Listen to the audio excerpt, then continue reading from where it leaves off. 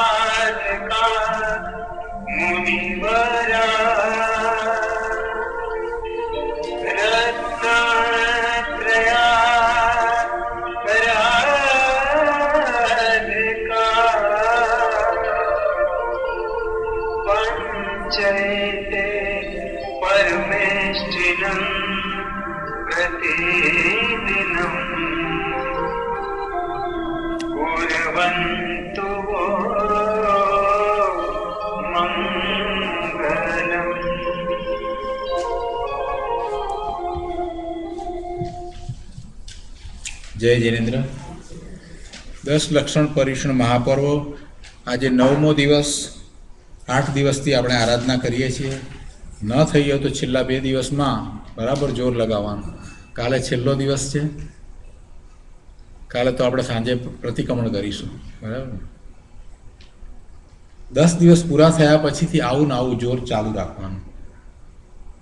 આજે જ વાત થતી હમણાં કિરણભાઈ સાથે કે પછી પણ સ્વાધ્યાયનું કંઈક એવું ગોઠવવું છે કે જેથી એમ કે નિયમિત અમે મળશું એ, અને બધા પાસેથી સાંભળવું છે તો સારું એવું ચાલુ રહે જ મહત્ત્વનું છે. જીવન પર્યંત એ જ કરવાનું છે. 10 લક્ષણ ધર્મ તો એ હંમેશ માટે છે. એ ધર્મ તો કંઈ 10 દિવસનો ધર્મ છે એમ નથી, પણ આપણે એ રીતે ગણીએ છીએ કે 9મો દિવસ એટલે ઉત્તમ આકિંચન્ય. આકિંચનનો ભાવ કેવો ભાવ છે, એનો અર્થ શું થાય? ખરેખર જોવા જઈએ તો એ આત્માના સ્વભાવ ભાવે રાગ દ્વેષ વિના અને પરિગ્રહ રહિત થઈને પરિણમવું, બધા જ પ્રકારના પરિગ્રહ રહિત થઈને અને રાગ દ્વેષ છોડીને પરિણમવું, એ ભાવ છે તે આકિંચન ભાવ છે. રાગ દ્વેષ રહિત થઈ અને અપરિગ્રહ થવું એ આકિંચન છે. એટલે અંતરંગ પરિગ્રહ પણ જવા જોઈએ. મિથ્યાત્વ વગેરે આપણે અંતરંગ પરિગ્રહ કહીએ છીએ. 14 પ્રકારના અંતરંગ પરિગ્રહ આપણે પરિગ્રહ બહુ વાર બતાવ્યું છે, એટલે હવે તો બધાને યાદ છે. એવા અપરિગ્રહ. અને બીજી રીતે આપણે કહીએ કે જો વિરોધાભાસી તરીકે આપણે લેતા આવ્યા છીએ, જેમ ક્ષમા લીધું તો ક્રોધથી વિરુદ્ધ ક્ષમા, તો એ રીતે અહીંયા એક અર્થ એવો પણ છે કે પરિગ્રહથી વિરુદ્ધ આકિંચન ભાવ છે. એટલે પોતાના શુદ્ધ સ્વરૂપમાં રાગ દ્વેષ કશાય રહિત થવું, ખરેખર તો એ ભાવ આખો આકિંચન ભાવ છે. 9મો દિવસ લીધો છે એટલે મને એમ લાગે છે કે બહુ વિચારપૂર્વક 9મી જગ્યાએ મૂક્યું હશે. કેમ કે એક પછી એક આગળ વધતા જઈએ છીએ અને પછી જ્યારે આવીએ છીએ ત્યારે એમ થાય કે આ જગ્યાએ હવે વધારે આગળ ઊંચી વાત આવવી જોઈએ. પછી 10મા દિવસે તો બ્રહ્મચર્યની વાત છે. એના કરતાં પણ ઊંચો ભાવ છે. આકિંચનનો ભાવ અપરિગ્રહનો ભાવ છે. એને થોડોક આપણે સમજીએ, બીજી રીતે સમજીએ કે જીવને જ્યાં સુધી પરિગ્રહ એટલે વસ્તુઓ છે એ નહીં. આપણે હિન્દીમાં એવું જરૂર નથી ને, બરાબર? બધાને સમજાય છે ને? હા, ઓકે. તો બહારમાં જે આપણને પરિગ્રહ છે એ પરિગ્રહ નહીં. અંતરમાં જે બેસી ગયું છે ને કે આ વસ્તુ મારી છે, મારાપણાનો ભાવ, મમત્વનો ભાવ છે ને, એ જ પરિગ્રહ છે. આ પદાર્થ મારો છે એ મારાપણાનો ભાવ છે એ પરિગ્રહ છે. પદાર્થ પરિગ્રહ નથી. વસ્તુ કોઈ પરિગ્રહ છે જ નહીં. વસ્તુ વસ્તુમાં છે, જળ છે તો જળ છે, ચેતન છે તો ચેતન છે. જે છે તે કોઈ વસ્તુ કે કોઈ પદાર્થ જે એ જળ કે ચેતન એ મારા છે જ નહીં. એમાં મારાપણાનો જે ભાવ પડ્યો છે એ પરિગ્રહનો ભાવ છે.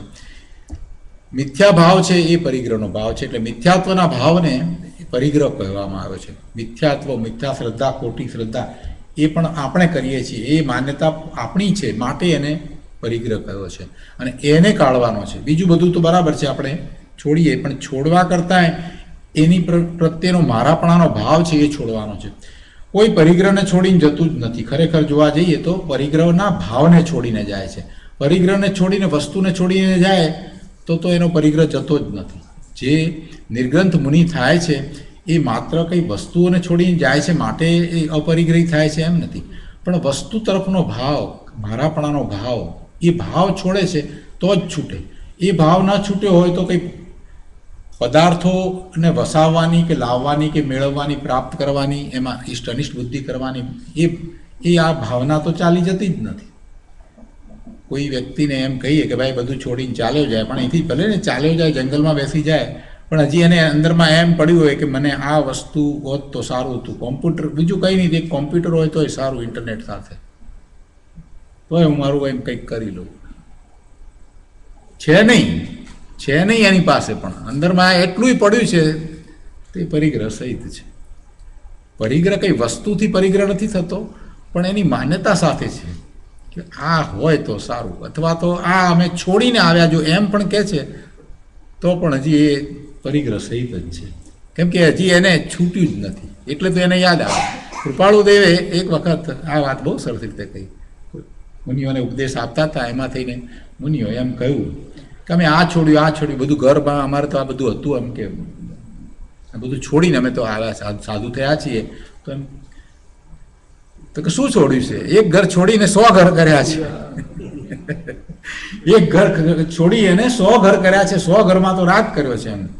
એટલે કૃપાળુદેવનો તો આશય એ હતો કે મુનિઓને એ બતાવવું હતું કે તમારા મનમાં આવો કેમ વિકલ્પ પણ આવ્યો કે મેં છોડ્યું છે, એટલે હજી તમે છોડ્યું છે એટલે પોતાનું એને માનો છો ને, તો છોડ્યું છે. મારું હતું ને મેં છોડ્યું. છોડે કોણ? જેનું હોય એ છોડે ને. ગુરુદેવ શું કહે છે? છોડે કોણ? જેનું હોય એ છોડે ને. મારું ક્યાં છે તો હું છોડું? આત્મા કંઈ ગ્રહણ પણ કરતો નથી, કંઈ ત્યાગ પણ કરતો નથી. એવો તો આત્માનો સ્વભાવ છે. અંદરમાં એવા તો ગુણ પડ્યા છે. અને પાછું એમ કહેવું છે કે મારું છે ને પછી પાછું કે છોડ્યું. કેટલી બધી ભૂલો એક સાથે, કેટલી ભૂલ. એક ઘડો ઊંધો મૂકીએ ને એની ઉપર બીજો પછી સીધો ના આવે, એ ઊંધો જ આવે. પછી ઊંધાની જ આખી હારમાળા થઈ જાય, સીધો નહીં આવે એક પણ. એટલે પહેલી જ ભૂલ કરી દીધી કે પદાર્થો મારા છે, ત્યાં જ પહેલી ભૂલ. હવે મારા છે કર્યા એટલે પછી શું થવાનું કે મેં ત્યાં ગયા એમ થાય ને, તો મેં છોડ્યા અને કદાચ દાન આપતો તો કે મેં દાન આપ્યું. બધી ભૂલ જ થાય, એક પછી એક પરંપરા ભૂલ નહીં ચાલે. પહેલો ભાવ જ ખોટો કે આ મારું છે, એ ભાવ જ ખોટો, બેઝ જ ખોટો છે. હવે એની ઉપર તમે પેલા ઘડાની જેમ ઊંધા ઉપર સીધો ઘડો ક્યાંથી મૂકવાના? મૂળમાં જ ભૂલ છે કે આ પદાર્થ મારો છે. જે પોતાનો નથી અને પોતાનો માન્યો, ત્યાં જ ભૂલ. શરૂઆત જ ત્યાંથી કરવાની ધર્મમાં. માન્યતા ફેરવવાની કે વસ્તુના કારણે છે, મારી આસપાસમાં છે, સંયોગના કારણે છે. વસ્તુના કારણે છે, એટલે કે એ પદાર્થનું એ વખતે ત્યાં હોવું એ એના કારણે. કે વસ્તુનું અસ્તિત્વ છે. દરેક પદાર્થ જે છે, કોઈ પણ દ્રવ્ય લઈએ તો એનું અસ્તિત્વ છે. એ અસ્તિત્વ ધરાવે છે, એ કોઈના કારણે નથી. એ સ્વતંત્ર એનું અસ્તિત્વ છે અને એનું ત્યાં રહેવું, એની એ પર્યાય રૂપે એ જગ્યાએ એ ક્ષેત્રને વિશે રહેવું, એને માટે એ પોતે જવાબદાર છે. બીજો કોઈ જવાબદાર નથી, બીજો કોઈ કારણભૂત નથી. એટલે પદાર્થ આપણી સાથે, આપણા સંયોગોમાં, આપણા ઘરમાં દેખાતા હોય ત્યારે આપણે એને પોતાના માની લઈએ. જે ઘરમાં આપણે જઈને રહ્યા છીએ, જે ક્ષેત્રને વિશે રહ્યા છીએ, તે એ ઘર મારું માની લઈએ. બરાબર છે? એમ છે. એ તો ઘરને કારણે છે. ભાઈ ઘર તમારું હોય તો તમે લઈને જાઓ ને, ક્યાં લઈ જઈ શકો છો? ઉપર કંઈ લઈ જવાતું નથી. એક પદાર્થ સાથે આવતો નથી. જેની સાથે આટલા બધા વર્ષો વિતાવ્યા હોય, 70, 80, 90 વર્ષ વિતાવ્યા હોય, એ શરીરે સાથે આવતું નથી, એનો એક કણ સાથે આવતો નથી. ને માન્યતામાં આપણે આ મારું મારું મારું મારું કરીએ છીએ. આ ખોટો પરિગ્રહ લઈને બેઠા છીએ. અને પરિગ્રહ કયા લેવલે છે? મનના લેવલે છે, કલ્પનામાં છે બધું. વાસ્તવમાં તો છે જ નહીં. વાસ્તવમાં એના પરિણમન પણ આપણે આપણી ઈચ્છા મુજબ કરાવી નથી શકતા. પદાર્થો આપણી આસપાસમાં જેટલા છે એ બધાના પરિણમનો આપણે ઈચ્છીએ એમ નથી થતા. આપણે ક્યારે ઈચ્છીએ છીએ કે કોઈક સારી વસ્તુ કાચની તૂટી જાય, સરસ મજાનો સેટ હોય અને તૂટી જાય છે, આપણે ઈચ્છીએ છીએ? નથી ઈચ્છતા. અંદર સ્ક્રેચ પડી જાય, આપણે ઈચ્છીએ છીએ સ્ક્રેચ પડી જાય? નથી ઈચ્છતા. એમાંની એકાદ વસ્તુ, એક નાનકડી વસ્તુ ખોવાઈ જાય એટલે આપણે ક્યારેય ઈચ્છતા નથી કે આ ખોવાઈ જાય. થાય છે ને બધા પદાર્થોમાં. આપણું સારામાં સારું ફર્નિચર હોય, બરાબર, ખૂબ આમ સરસ ચોઈસથી વસાવ્યું હોય, આપણે એમ માનતો હોય કે આ બહુ સરસ છે, એ કંઈ આપણી ઈચ્છા પ્રમાણે વર્તે છે બધું. એમાં જ્યારે ડાઘ પડવાનો આવે છે ત્યારે કોઈક નિમિત્ત બને છે અને ડાઘ પડી જાય છે. શું થાય છે આપણી ઈચ્છા પ્રમાણે? શું થાય છે? જેને આપણે આપણું માનીને બેઠા છીએ એમાં આપણી ઈચ્છા પ્રમાણે કેટલું થાય છે મને એમ કહો. એના વેર એન્ડ ટેર આપણે રોકી શકતા નથી. જૂનું થાય છે, જૂનું થવાપણાને આપણે રોકી નથી શકતા. એનો કલર ઉડી જાય છે એને આપણે નથી રોકી શકતા. તો એમાં મારવાપણું જે કરીએ છીએ તેમાં એમાં આપણી ઈચ્છા પ્રમાણે એ વર્તતું નથી. આપણી ઈચ્છા પ્રમાણે એ કંઈ કરતું નથી. એને આપણે પરિણમાવી શકતા નથી ગમે તેટલું ઈચ્છીએ છતાંય. અને છતાંય એ મારું મારું મારું મારું કરી અને જ્યારથી લાવ્યું છે ત્યારથી નકામાના પરિગ્રહના ભાવમાં રહીએ છીએ. લાવ્યું એ દિવસથી જો સાચી સમજ હોય, સમ્યક દ્રષ્ટિ જેવી સમજ હોય, તો કે એ એના કારણે અહીંયા છે, એને મારે કાંઈ સંબંધ નથી. એવો ભાવ જેને વર્તે એને આ કિંચનનો ભાવ કેળવવો બહુ સહેલો થાય. પછી દરેક પદાર્થ પ્રત્યેની એવી જ દ્રષ્ટિ થઈ જાય. રાગના ભાવ, શુભ ભાવ કે અશુભ ભાવ, એમાંના કોઈ ભાવ મારા નથી. રાગ દ્વેષના ભાવથી રહિત એ પરિગ્રહ મારો નહીં. શુભ ભાવનો પરિગ્રહ પણ મારો નથી. શુભ ભાવ જે મને થાય છે એ પણ પરિગ્રહ છે, એ મને ન હોય. હું ભગવાન આત્મા ત્રિકાળ નાયક શુદ્ધ છું, જ્ઞાન સ્વરૂપી છું. હું તો જ્ઞાન કરું, મારા આત્મામાં રહું ને આત્માનું જ્ઞાન કરું, એ સિવાય મારું બીજું કાંઈ છે નહીં. એ રાગનો ભાવ એ પણ મારું નથી. એવો આંકિંચનનો ભાવ છે. તો આપણે શ્રાવક પ્રયોજન, આચાર્ય પદ્મનંદીએ આપણને બહુ સરસ વાત સમજાવી. શ્રાવકને જે કરવું જોઈએ, શ્રાવકે ભૂલવું ન જોઈએ એ વાત આપણને સમજાવી. અને એ એવી રીતે સમજાવી કે એના દ્વારા શું શું થાય એમ કરીને, પરંપરાએ આ લાભ થાય, આ લાભ થાય એમ કરીને સમજાવી. બહુ ઉપકાર કર્યો છે. આપણે 27 ગાથામાંથી 22 ગાથા કરી છે. આજે હવે 23મી ગાથાથી આગળ સ્વાધ્યાય કરીએ છીએ. દેશ વ્રત ઉદ્યોતન ગાથા 23મી આપણે લઈએ.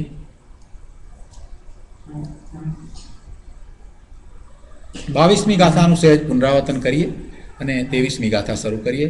22મી ગાથામાં જીન પ્રતિમાનું અને મંદિરનું નિર્માણ કરાવવાની વાત. જિનાલયનું નિર્માણ જિનાલય બનાવવું અને એમાં જીન પ્રતિમાની પ્રતિષ્ઠા કરાવવી એના વિશેની વાત કરી. એ મહાપુણ્યનું કારણ છે એ વાત કરી. અને પછી નીચે વિશેષ અર્થની અંદર એમ કહ્યું કે એનો અભિપ્રાય એ છે કે ભવ્ય પ્રાણી નાનામાં નાના જીન મંદિર અથવા જીન પ્રતિમાનું પણ નિર્માણ કરાવે છે તે ઘણો જ પુણ્યશાળી છે. તો પછી જે ભવ્ય જીવ વિશાળ જીન ભવનનું નિર્માણ કરાવીને તેમાં મનોહર જીન પ્રતિમાને પ્રતિષ્ઠિત કરાવે છે તેને તો નિસંદેશ અપરિમિત પુણ્યનો લાભ થવાનો છે. બરાબર છે. નાનામાં નાની પ્રતિમાને માટે થઈને પેલું કુંદુર વૃક્ષનું એક તો વાત આપીને જવની વાત આપી. નાનામાં નાની પ્રતિમા એટલે જવના દાણા જેવડી પ્રતિમા, અને જિનાલય નાનામાં નાનું એટલે કુંદરુ વૃક્ષના પાંદડા જેવું. કુંદરુ વૃક્ષ એટલે કોઈ નાના, એનું પાન નાનું હશે. મને કુંદરુ વૃક્ષ હજી મને ખ્યાલ નથી એ શબ્દ, કેમ કે બહુ પ્રચલિત નથી. એ વૃક્ષ વિશે કોઈ માહિતી નથી, એના પાન વિશે નથી માહિતી. હવે એમાં મારે તો એક વાત ઉમેરવી છે કે અહીંયા જે પહેલાં એમ કહ્યું કે નાનામાં નાનું, એટલે નાનામાં નાનું હોય તેનો અર્થ કે માત્ર કદાચ પોતાને ઉપયોગમાં આવે એટલું જ નાનું હોય એમ પણ થાય. ઘરમાં જ પોતે નાનકડું મંદિર બનાવ્યું અને નાની પ્રતિમા પ્રતિષ્ઠિત કરી હોય એ અપેક્ષા હોય. અને પછી જે પેલું એમ લખ્યું છે કે વિશાળ એટલે બધાને માટે, કે બધા જ એમાં આવી શકે, ઘણા લોકો આવી શકે. ज़्यादा लोग आ सके, ज़्यादा लोग उसमें उसका लाभ ले सके, उसका फ़ायदा उठा सके, ऐसा बड़ा मंदिर। और वो छोटा का मतलब ये हो सकता है कि अपने लिए भी बनाया है, अपने घर में भी बनाया है, छोटे से छोटा मंदिर भी बनाया है, और छोटे से छोटी एकदम छोटी प्रतिमा भी है, तो भी उसका भाव तो यही है कि परमेश्वर प्रति, परमात्मा प्रति, तीर्थंकर भगवान, सिद्ध भगवान प्रति अपने अहोभाव, भक्ति भाव, स्तुति के भाव, स्तवन के भाव व्यक्त करना। और हमेशा सिद्ध भगवान या तीर्थंकर भगवान जो भी प्रतिमा है, जैसे कि श्रीमंत प्रभु की प्रतिमा है तो तीर्थंकर भगवान की प्रतिमा है, वर्तमान तीर्थंकर भगवान।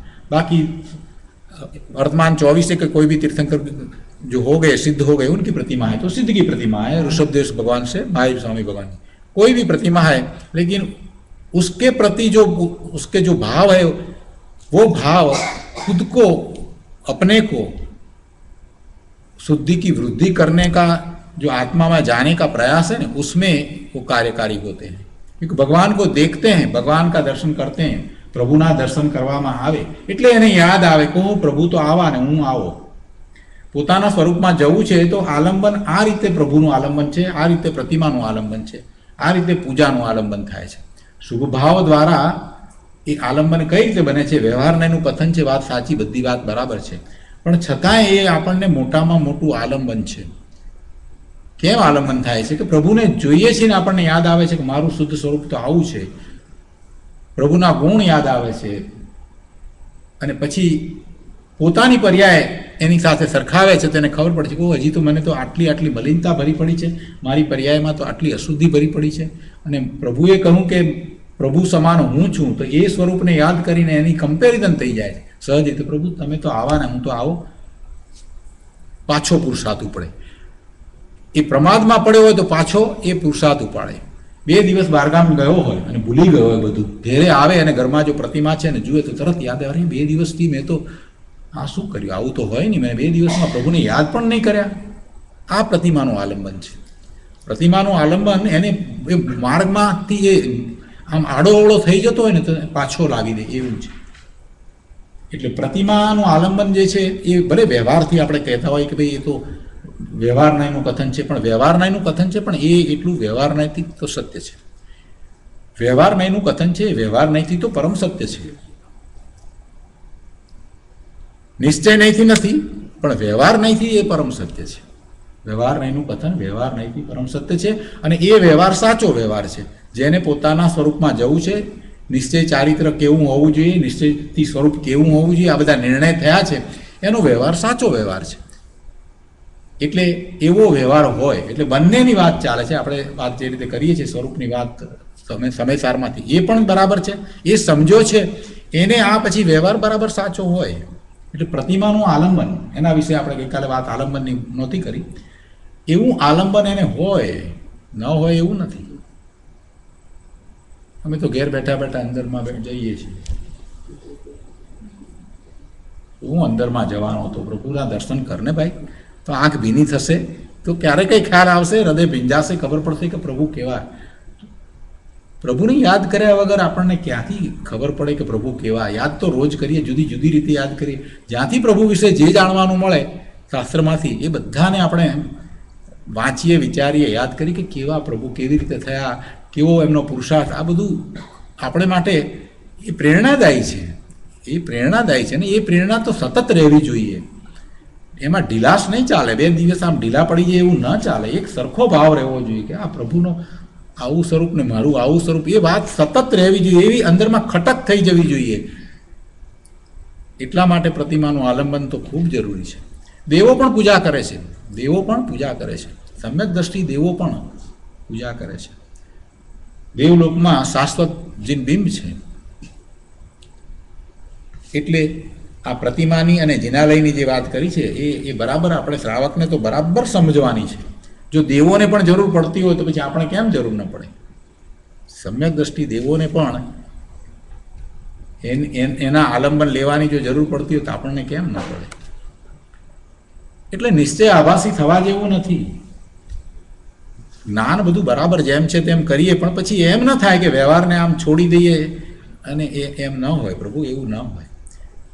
નિશ્ચય આભાસી ન થવાય.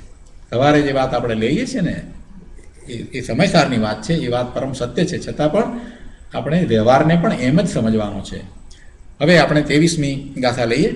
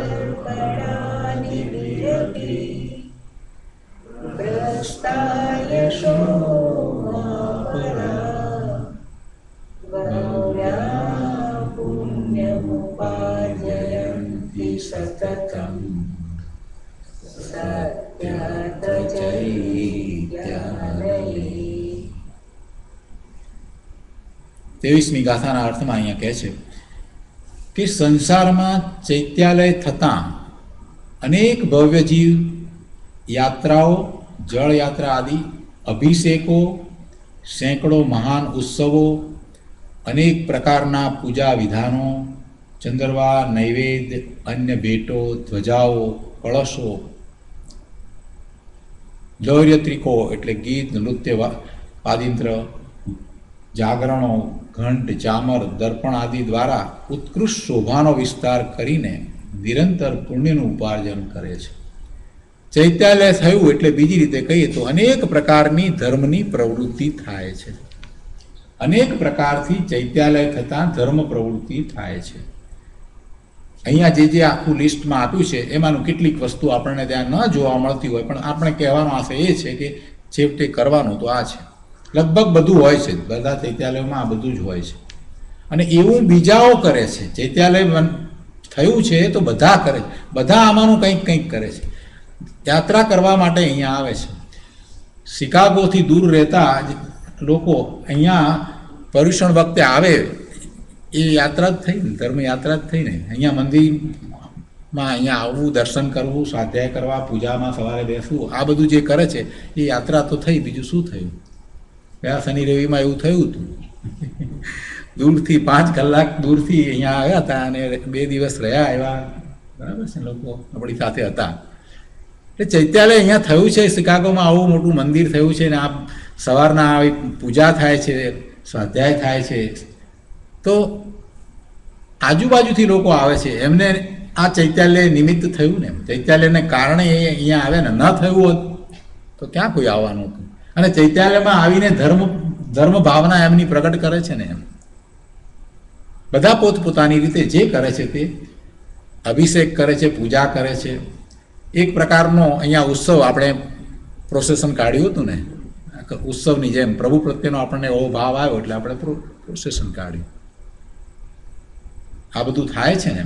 અને બધા જ રસપૂર્વક એમાં ભાગ લે છે. એટલે કેટલા બધા લોકોને શુભભાવનું કારણ થાય છે. ચૈત્યાલય થયું છે તો થાય છે. અહીંયા આપણે કેટલી બધી પ્રવૃત્તિ આપણી થઈ આ 10 દિવસ દરમિયાન. અને પછી પણ આ ચૈત્યાલય છે એટલે કેટલાય લોકો એનો લાભ લેશે.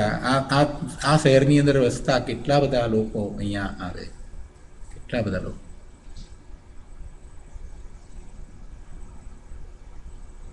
એ વાત અહીંયા તો કરી છે. અને બધાને પછી એ પુણ્યનું કારણ થશે. પુણ્યનું કારણ નહીં, એમાંથી પરંપરાએ આગળ વધતા વધતા એમને પુરુષાર્થનો માર્ગ મળશે કે આવો પુરુષાર્થ મારે કરવો જોઈએ. અહીંયા આવે છે, બધાની સાથે રહે છે, વાર્તાલાપ થાય છે, ધર્મ પ્રભાવના થાય છે, બરાબર છે, સત્સંગ થાય છે, બધું થાય છે. તો એમાંથી એને પ્રેરણા મળશે. એમાંથી ક્યાંક કોઈક જગ્યાએ અટક્યો હશે, ગ્રંથિ બંધાઈ હશે તો એની ગ્રંથિ છૂટી જશે અને સાચા અર્થમાં એ પોતાનો પુરુષાર્થ શરૂ કરી દેશે. આ બધું ચૈત્યાલય છે એટલે થાય છે ને, નહીં તો ક્યાંથી થાય? બરાબર છે ને.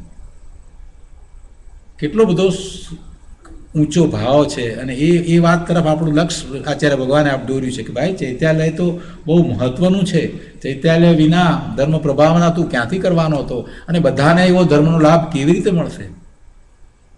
બહુ સારી રીતે આપણું અહીંયા લક્ષ્ય દોર્યું છે કે ચૈત્યાલય તો જોઈએ, ચૈત્યાલય હશે તો થશે આ બધું, બીજાઓને પણ ધર્મનું કારણ થશે. પહેલાં તો જેને ચૈત્યાલય બનાવ્યું, જેને નિર્માણ કર્યું એને માટે વાત કરી. હવે તો કહે છે કે એ ચૈત્યાલય થયું છે તો બીજાઓને પણ આવો લાભ મળશે. અને આ તમારું અહીંનું ચૈત્યાલય તો એ ખરેખર અહીંયા આપણને એમ લાગે છે ને કે જીવતું જાગતું ઉદાહરણ છે. વાત એમ જ છે, જેવું એમણે કહ્યું છે એવું જ અહીંયા થઈ રહ્યું છે. એના પછીનો લઈએ 24મો.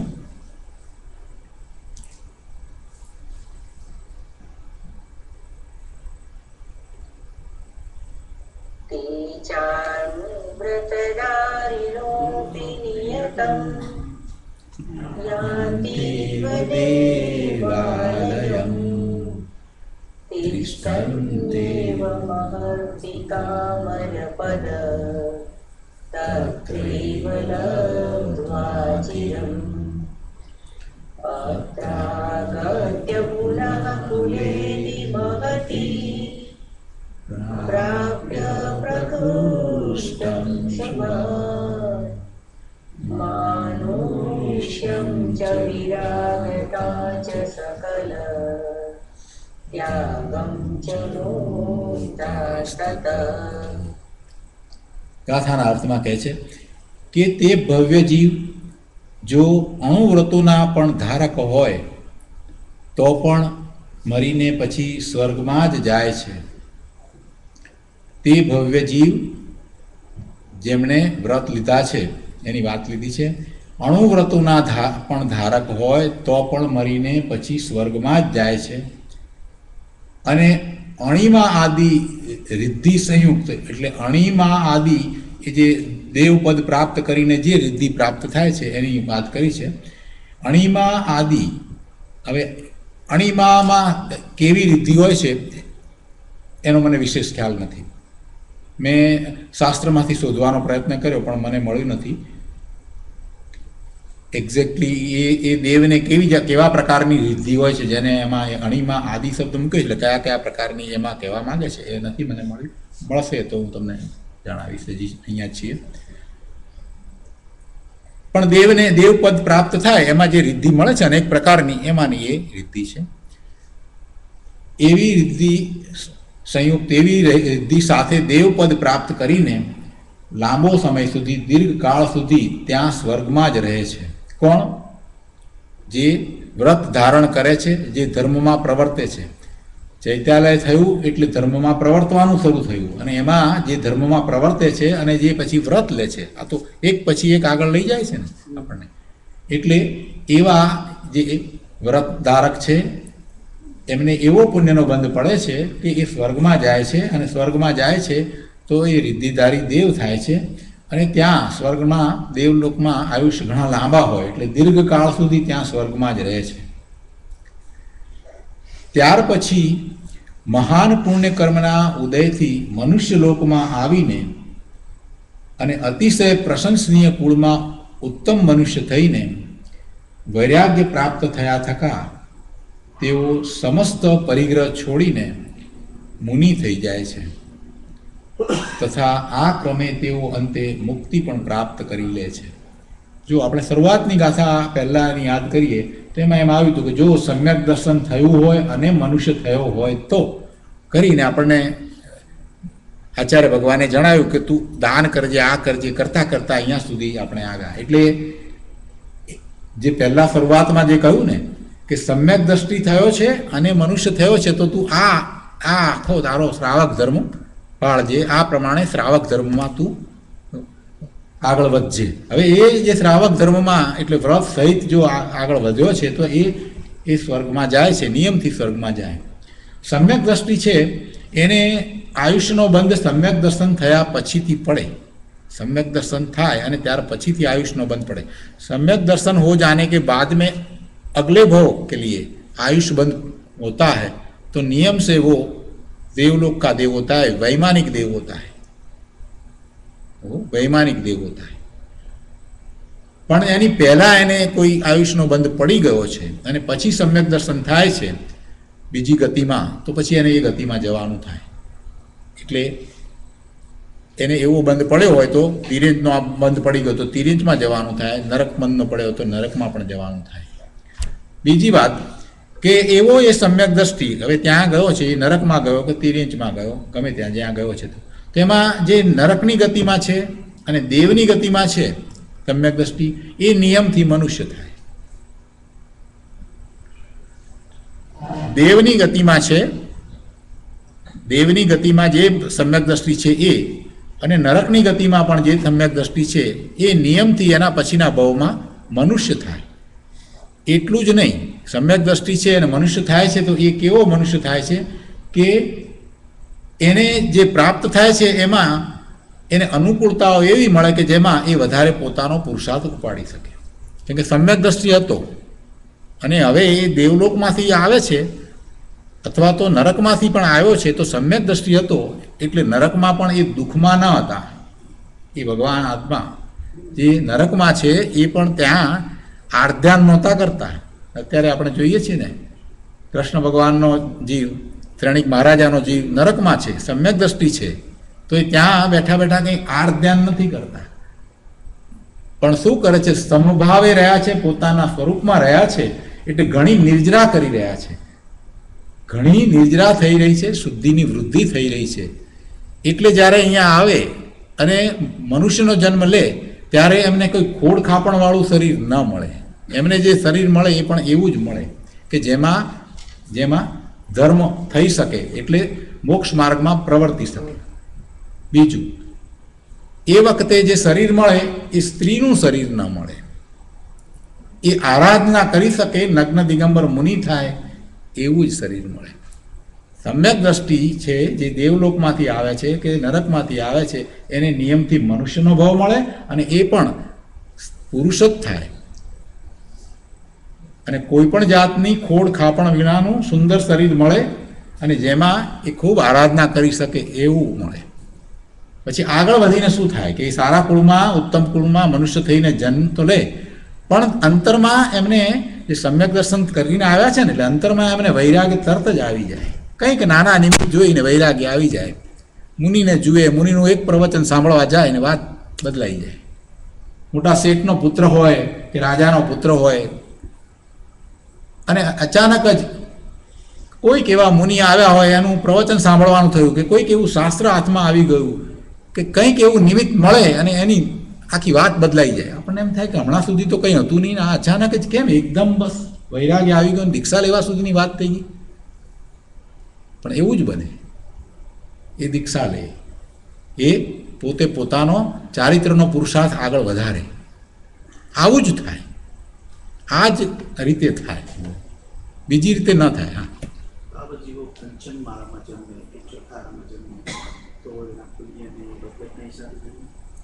ચોથા કે પાંચમા આરામાં જન્મે તો પુણ્ય.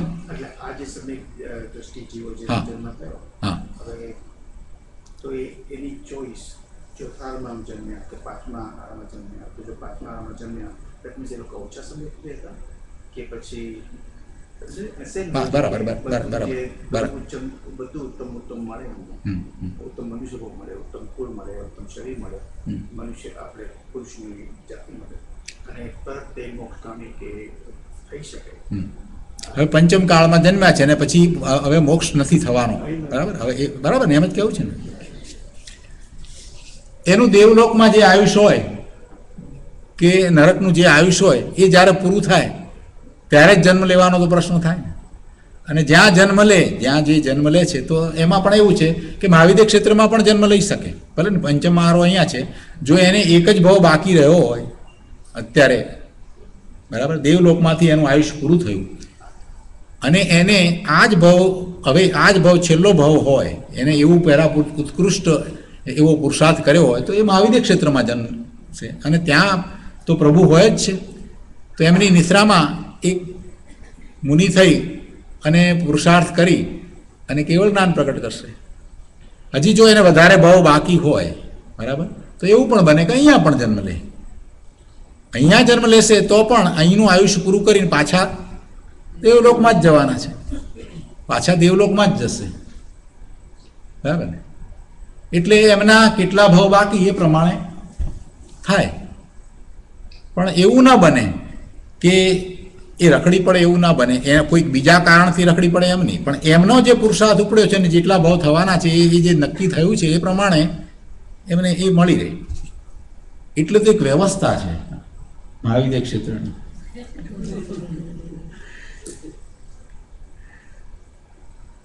ક્યારેય એવું ન હોય કે મહાવિદ્ય ક્ષેત્રમાં તીર્થંકર ભગવાન ન હોય, એવું ક્યારેય હોય નહીં. ઓછામાં ઓછા 20 તીર્થંકર ભગવાન હોય. અરે પ્રભુ, 20 તીર્થંકર ભગવાન હોય, પણ એમની સાથે રહેલા કેવડી ભગવાનનો વિચાર કરો ને. એટલે હરિયંત ભગવાન કેટલા, દરેક સમોસરણમાં કેટલા બીજા કેવડી ભગવાન હોય, કેવળ જ્ઞાન પ્રગટ કર્યું હોય. એ માહોલ કેવો હશે જ્યાં પ્રભુ બિરાજતા હોય અને બીજા કેવડી ભગવાન બિરાજતા હોય. અને દેશના પણ પાછી કેવી ચાલતી ઓમકાર ધ્વનિ દ્વારા જ્ઞાનનો પ્રકાશ વહેતો હોય. એ પ્રચંડ ધ્વનિ દ્વારા બધાના વેવ્સ બધા સમી જતા હોય. આપણે ગમે તેવા આકુળતા વ્યાકુળતા સહિત ત્યાં ગયા હોઈએ, ચિંતા સહિત ગયા હોઈએ, અંદરમાં ઘમસાણ મચી ગયું હોય, અને ત્યાં જઈએ ને આપણે શાંત પડી જઈએ, આપણા પ્રશ્નોના સમાધાન મળી જાય. કેવી અદ્ભુત વાત છે. અને છે એમાં કઈ કલ્પના છે એમ નથી. ये सब चीज है, समुद्रण में जाते ही शांति मिल जाती है, हमारे प्रश्नों का समाधान मिल जाता है. ये है, उसमें ऐसा नहीं मान लो कि नहीं ये कोई काल्पनिक बात है, नहीं. वहां से आए वैसे जीवों ने ये बात बताई है, इसलिए उसमें ऐसी बात नहीं कि आप ऐसे ही श्रद्धा कर लो. उनको यहाँ आने के बाद में यहाँ जाति स्मरण ज्ञान हुआ, और वो जाति स्मरण ज्ञान में उनको वो दिखा कि महाविद्य क्षेत्र में वे थे, कैसे थे, किस प्रकार प्रवृत्ति करते थे, सब बात उनको देखने में आई. उसके बाद उन्होंने बताया है. तो वो कोई काल्पनिक नहीं है. બેન શ્રી ચંપાબેન ને એવું જાતિ સ્મરણ જ્ઞાન હતું નહીં. જાતિ સ્મરણ જ્ઞાનમાં એ ત્યાં મહાવિદ્ય ક્ષેત્રમાં હતા, બધી વાત એકદમ સ્પષ્ટ દેખાય, અને એ બધું વર્ણન તમને મળે. બેન શ્રીનો જ્ઞાન વૈભવ નામનું એક પુસ્તક છે, એની અંદર એમને જે જાતિ સ્મરણમાં દેખાયું છે, બેન શ્રીનો જ્ઞાન વૈભવ આપણી સાઇટ ઉપર છે, રસ પડે તો વાંચજો. એમાં એ વાત આવી છે. એટલે કંઈ આ બધી એમ નથી કે કાલ્પનિક વાતો છે, એમ નથી. આ તો એકદમ સત્ય વાત છે, 100% સત્ય છે. મહાવિદ્ય ક્ષેત્ર છે, પ્રભુ બિરાજે છે, અને એવી ધર્મ પ્રભાવના થઈ રહી છે. ત્યાં કેવડી ભગવાન છે, જીવો ધર્મ પામે છે. આ બધું છે, બધું છે. આપણને તો આપણા સદભાગ્યે આ કાળની અંદર, આપણા સમયમાં, કાળમાં કરતાં એમ કંઈક આપણા ટાઈમની અંદર આપણે જ્યારે છીએ એમાં, હવે બેનશ્રીબેનને તો ઘણા જોયા છે, મેં પણ જોયા છે, એમને સાંભળ્યા પણ છે. આપણામાંના ઘણા લોકોને પ્રત્યક્ષ જોવાનું સાંભળવાનું થયું છે. એ બેનશ્રીબેનને જે વાત કરી છે, એટલે આપણે તો પ્રત્યક્ષ જેવું જ થયું. એમનું જાતિ સ્મરણ જ્ઞાન અને એમાંથી આવેલી વાત છે. એટલે મહાવિદ્ય ક્ષેત્રની વાત જે છે એ વાત એકદમ બરાબર જ છે. વર્તમાનમાં પણ ત્યાંથી જીવોને કેવળ જ્ઞાન થાય છે. પ્રભુની નિશ્રા છે ને, પ્રભુની નિશ્રામાં કેવળ જ્ઞાન થાય છે. ઉત્તમ કુળમાં અહીંયા લખ્યું છે, જો અતિશય પ્રશંસનીય કુળમાં ઉત્તમ મનુષ્ય થઈને વૈરાગ્ય પ્રાપ્ત થકા વૈરાગ્ય પ્રાપ્ત તો તરત થઈ જાય છે. કારણ કે સમ્યક દ્રષ્ટિ છે ને, તેઓ સમસ્ત પરિગ્રહ છોડીને મુનિ થઈ જાય છે, તથા આ ક્રમે તેઓ અંતે મુક્તિ પણ પ્રાપ્ત કરી લે છે. એ ભાવમાં ન કરે તો કદાચ એના પછી ફરી પાછા દેવલોકમાં જાય અને ફરી પાછું ફરી મનુષ્ય થાય. મહાવીર સ્વામી ભગવાનમાં આપણે એમ સમજીએ છીએ કે 10મા ભાવમાં, દિગંબર પ્રમાણે આપણે એમ માનીએ છીએ, બરાબર? 10મા ભાવ પહેલાં એમાં એમને સમ્યક દર્શન થયું, સિંહના ભાવમાં સમ્યક દર્શન થયું. ત્યાર પછીથી સમ્યક દર્શન પછીના જે બધા ભાવ છે એમાં તમે જોશો તો દેવ મનુષ્ય, દેવ મનુષ્ય, દેવ મનુષ્ય એમ છે. મનુષ્ય થાય અને પછી પાછા એ મનુષ્ય થાય તો પણ એવા ઊંચા કુળમાં મનુષ્ય થાય, રાજકુમાર થયા કે રાજા થયા, અને પછી પાછા દીક્ષા લઈ લે. દીક્ષા લઈ પુરુષાર્થ ઉપાડે, 7મા કુંસ્થાનની દશા સુધી પહોંચે, પણ શ્રેણી ના ચડે, આયુષ્ય પૂરું થઈ જાય છે, ફરી પાછા દેવલોકમાં જાય છે. ફરીથી પાછા દેવલોકનું આયુષ્ય પૂરું કરી પાછા મનુષ્ય થાય છે, અને ફરી પાછો એ જ પ્રમાણે દીક્ષા લે છે, બધું જ કરે છે, છતાં નથી થતું, ફરી પાછા દેવ થાય છે, ફરી મનુષ્ય. એટલે એ ભાવ બધા જોશો તો તમને ખ્યાલ આવશે કે એમ જ છે, દેવ મનુષ્ય એમ જ છે. અને પછી જે ભાવમાં જાય છે, મોક્ષે જાય છે, એ ભાવની અંદર श्रेणी चढ़ी जाए। आप बता रहे थे कुछ? मुझे ऐसा सवाल आ रहा है कि अगर मोक्ष की प्राप्ति जो होनी है तो मनुष्य बल से ही होगी। हाँ, है ना। ऐसी अगर बात है तो मनुष्य भाव में जब भी रहता है जीव, अगर सम्यक दर्शन प्राप्त करता है, पुण्य के प्रभाव से वो स्वर्ग में जाता है, वो क्यों स्वर्ग में जाता है? उसके बिना अगर मोक्ष प्राप्ति अगर मनुष्य भाव में ही होनी है तो मनुष्य भाव में क्यों नहीं पहुंच? बिल्कुल अच्छा, एकदम अच्छा क्वेश्चन है आपका।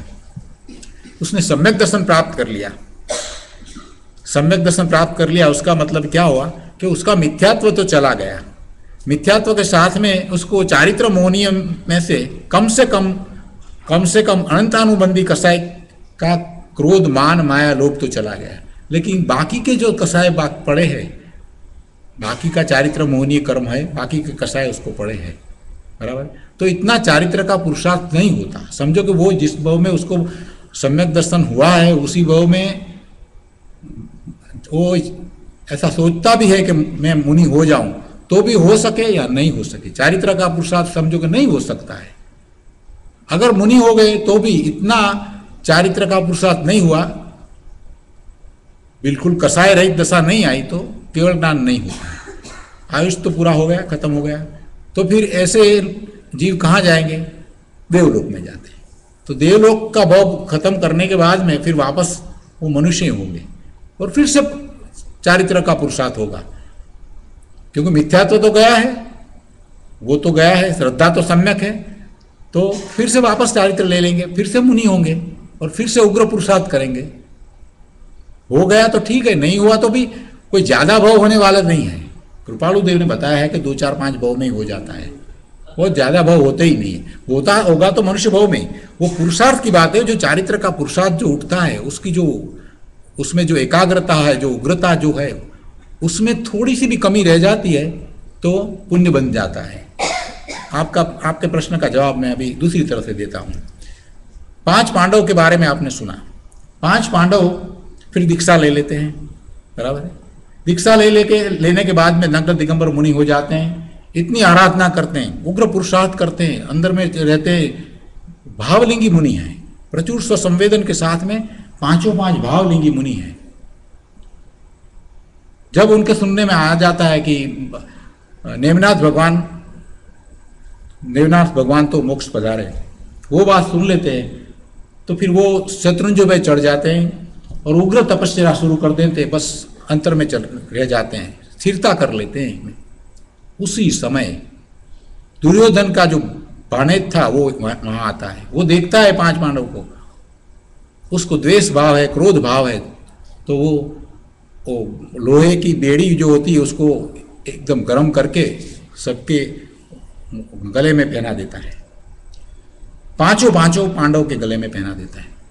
तो जो नकुल जी और सहदेव जी है, जो छोटे 2, वो मुनि जो है, उनके ख्याल में एक ऐसा आ गया कि वो बड़े मुनिराज है, मतलब कि युधिष्ठिर, भीम और अर्जुन जी, उनको असाता होगी, बस इतना। उनको क्या वेदना हुई होगी।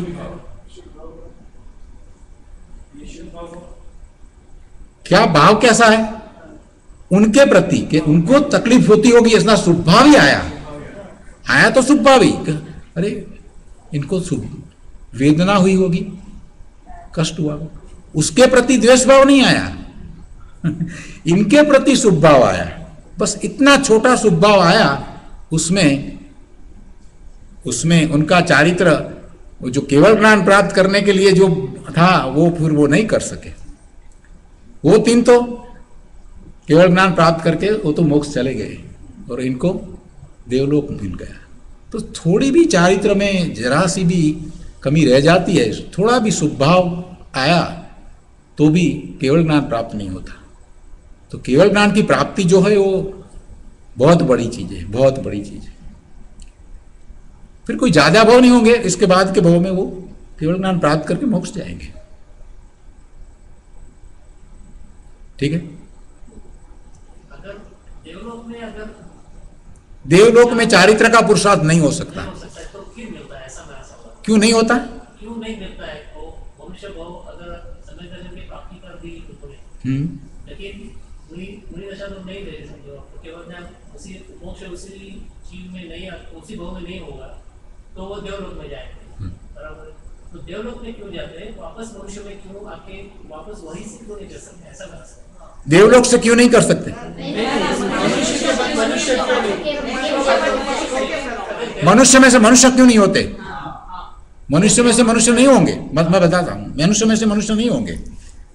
सम्यक दृष्टि जो है और उनका जो पुण्य है वो पुण्य के हिसाब से इतना पुण्य का बंध जो पड़ा है उसका भोग मनुष्य में हो ही नहीं सकता। सम्यक दृष्टि जो है उनका जो पुण्य है वो इतना पुण्य है, इतना ज्यादा पुण्य है कि यहां ऐसी कोई पोजीशन नहीं है। Not possible. एक टाइम में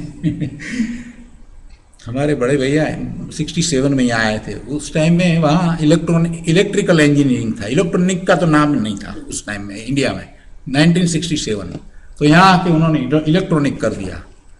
फिर उसके बाद में उधर आए तो कभी यहाँ कोई इंडिया में ऐसा सोचा कि चलो यहाँ वापस यहाँ ही फिर ठहर जाएं। तो कोई इलेक्ट्रॉनिक की कोई बात ही नहीं थी इंडिया में, इलेक्ट्रॉनिक की कोई जॉब ही नहीं थी, उनको यहाँ ही आना पड़े जॉब करने के लिए। ऐसे उनको देवलोक में ही जाना पड़े, उनके लिए यहाँ पोजीशन है ही नहीं। खपावू पड़े, पुण्य खपावू पड़े, આપણે સાદી રીતે એમ કહીએ, પુણ્ય ખપાવવું પડે। आप बोलो प्रभु, मनीष भाई कहते थे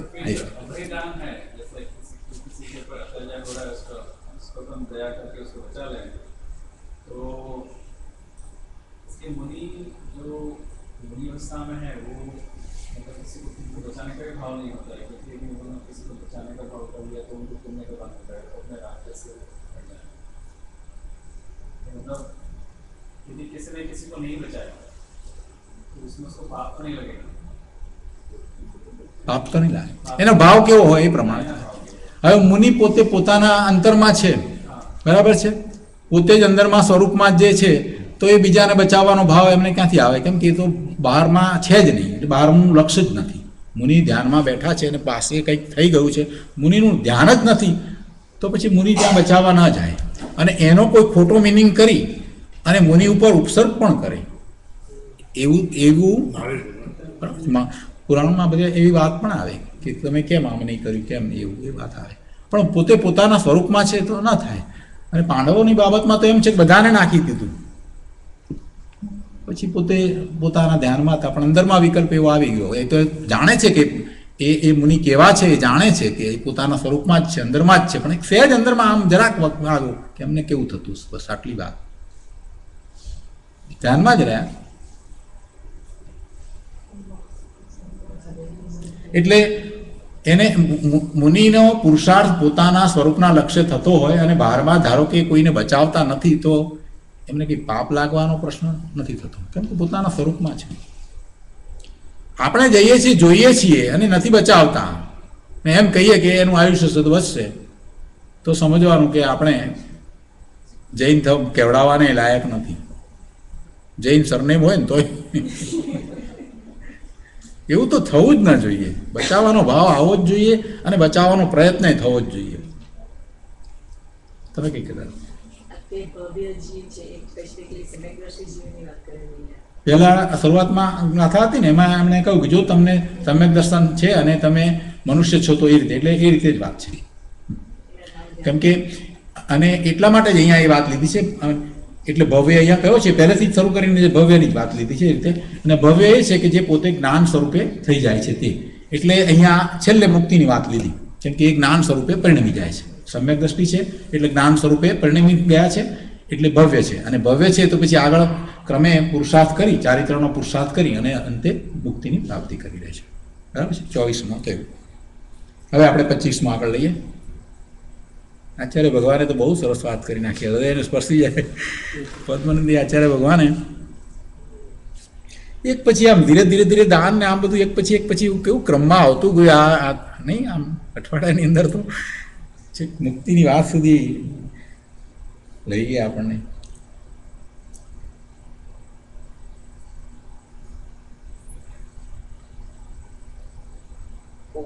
સુતે चतुर्षु निश्चलतरो मोक्ष परं सत्सुख शेषास्तद्विपरीत धर्म कलिता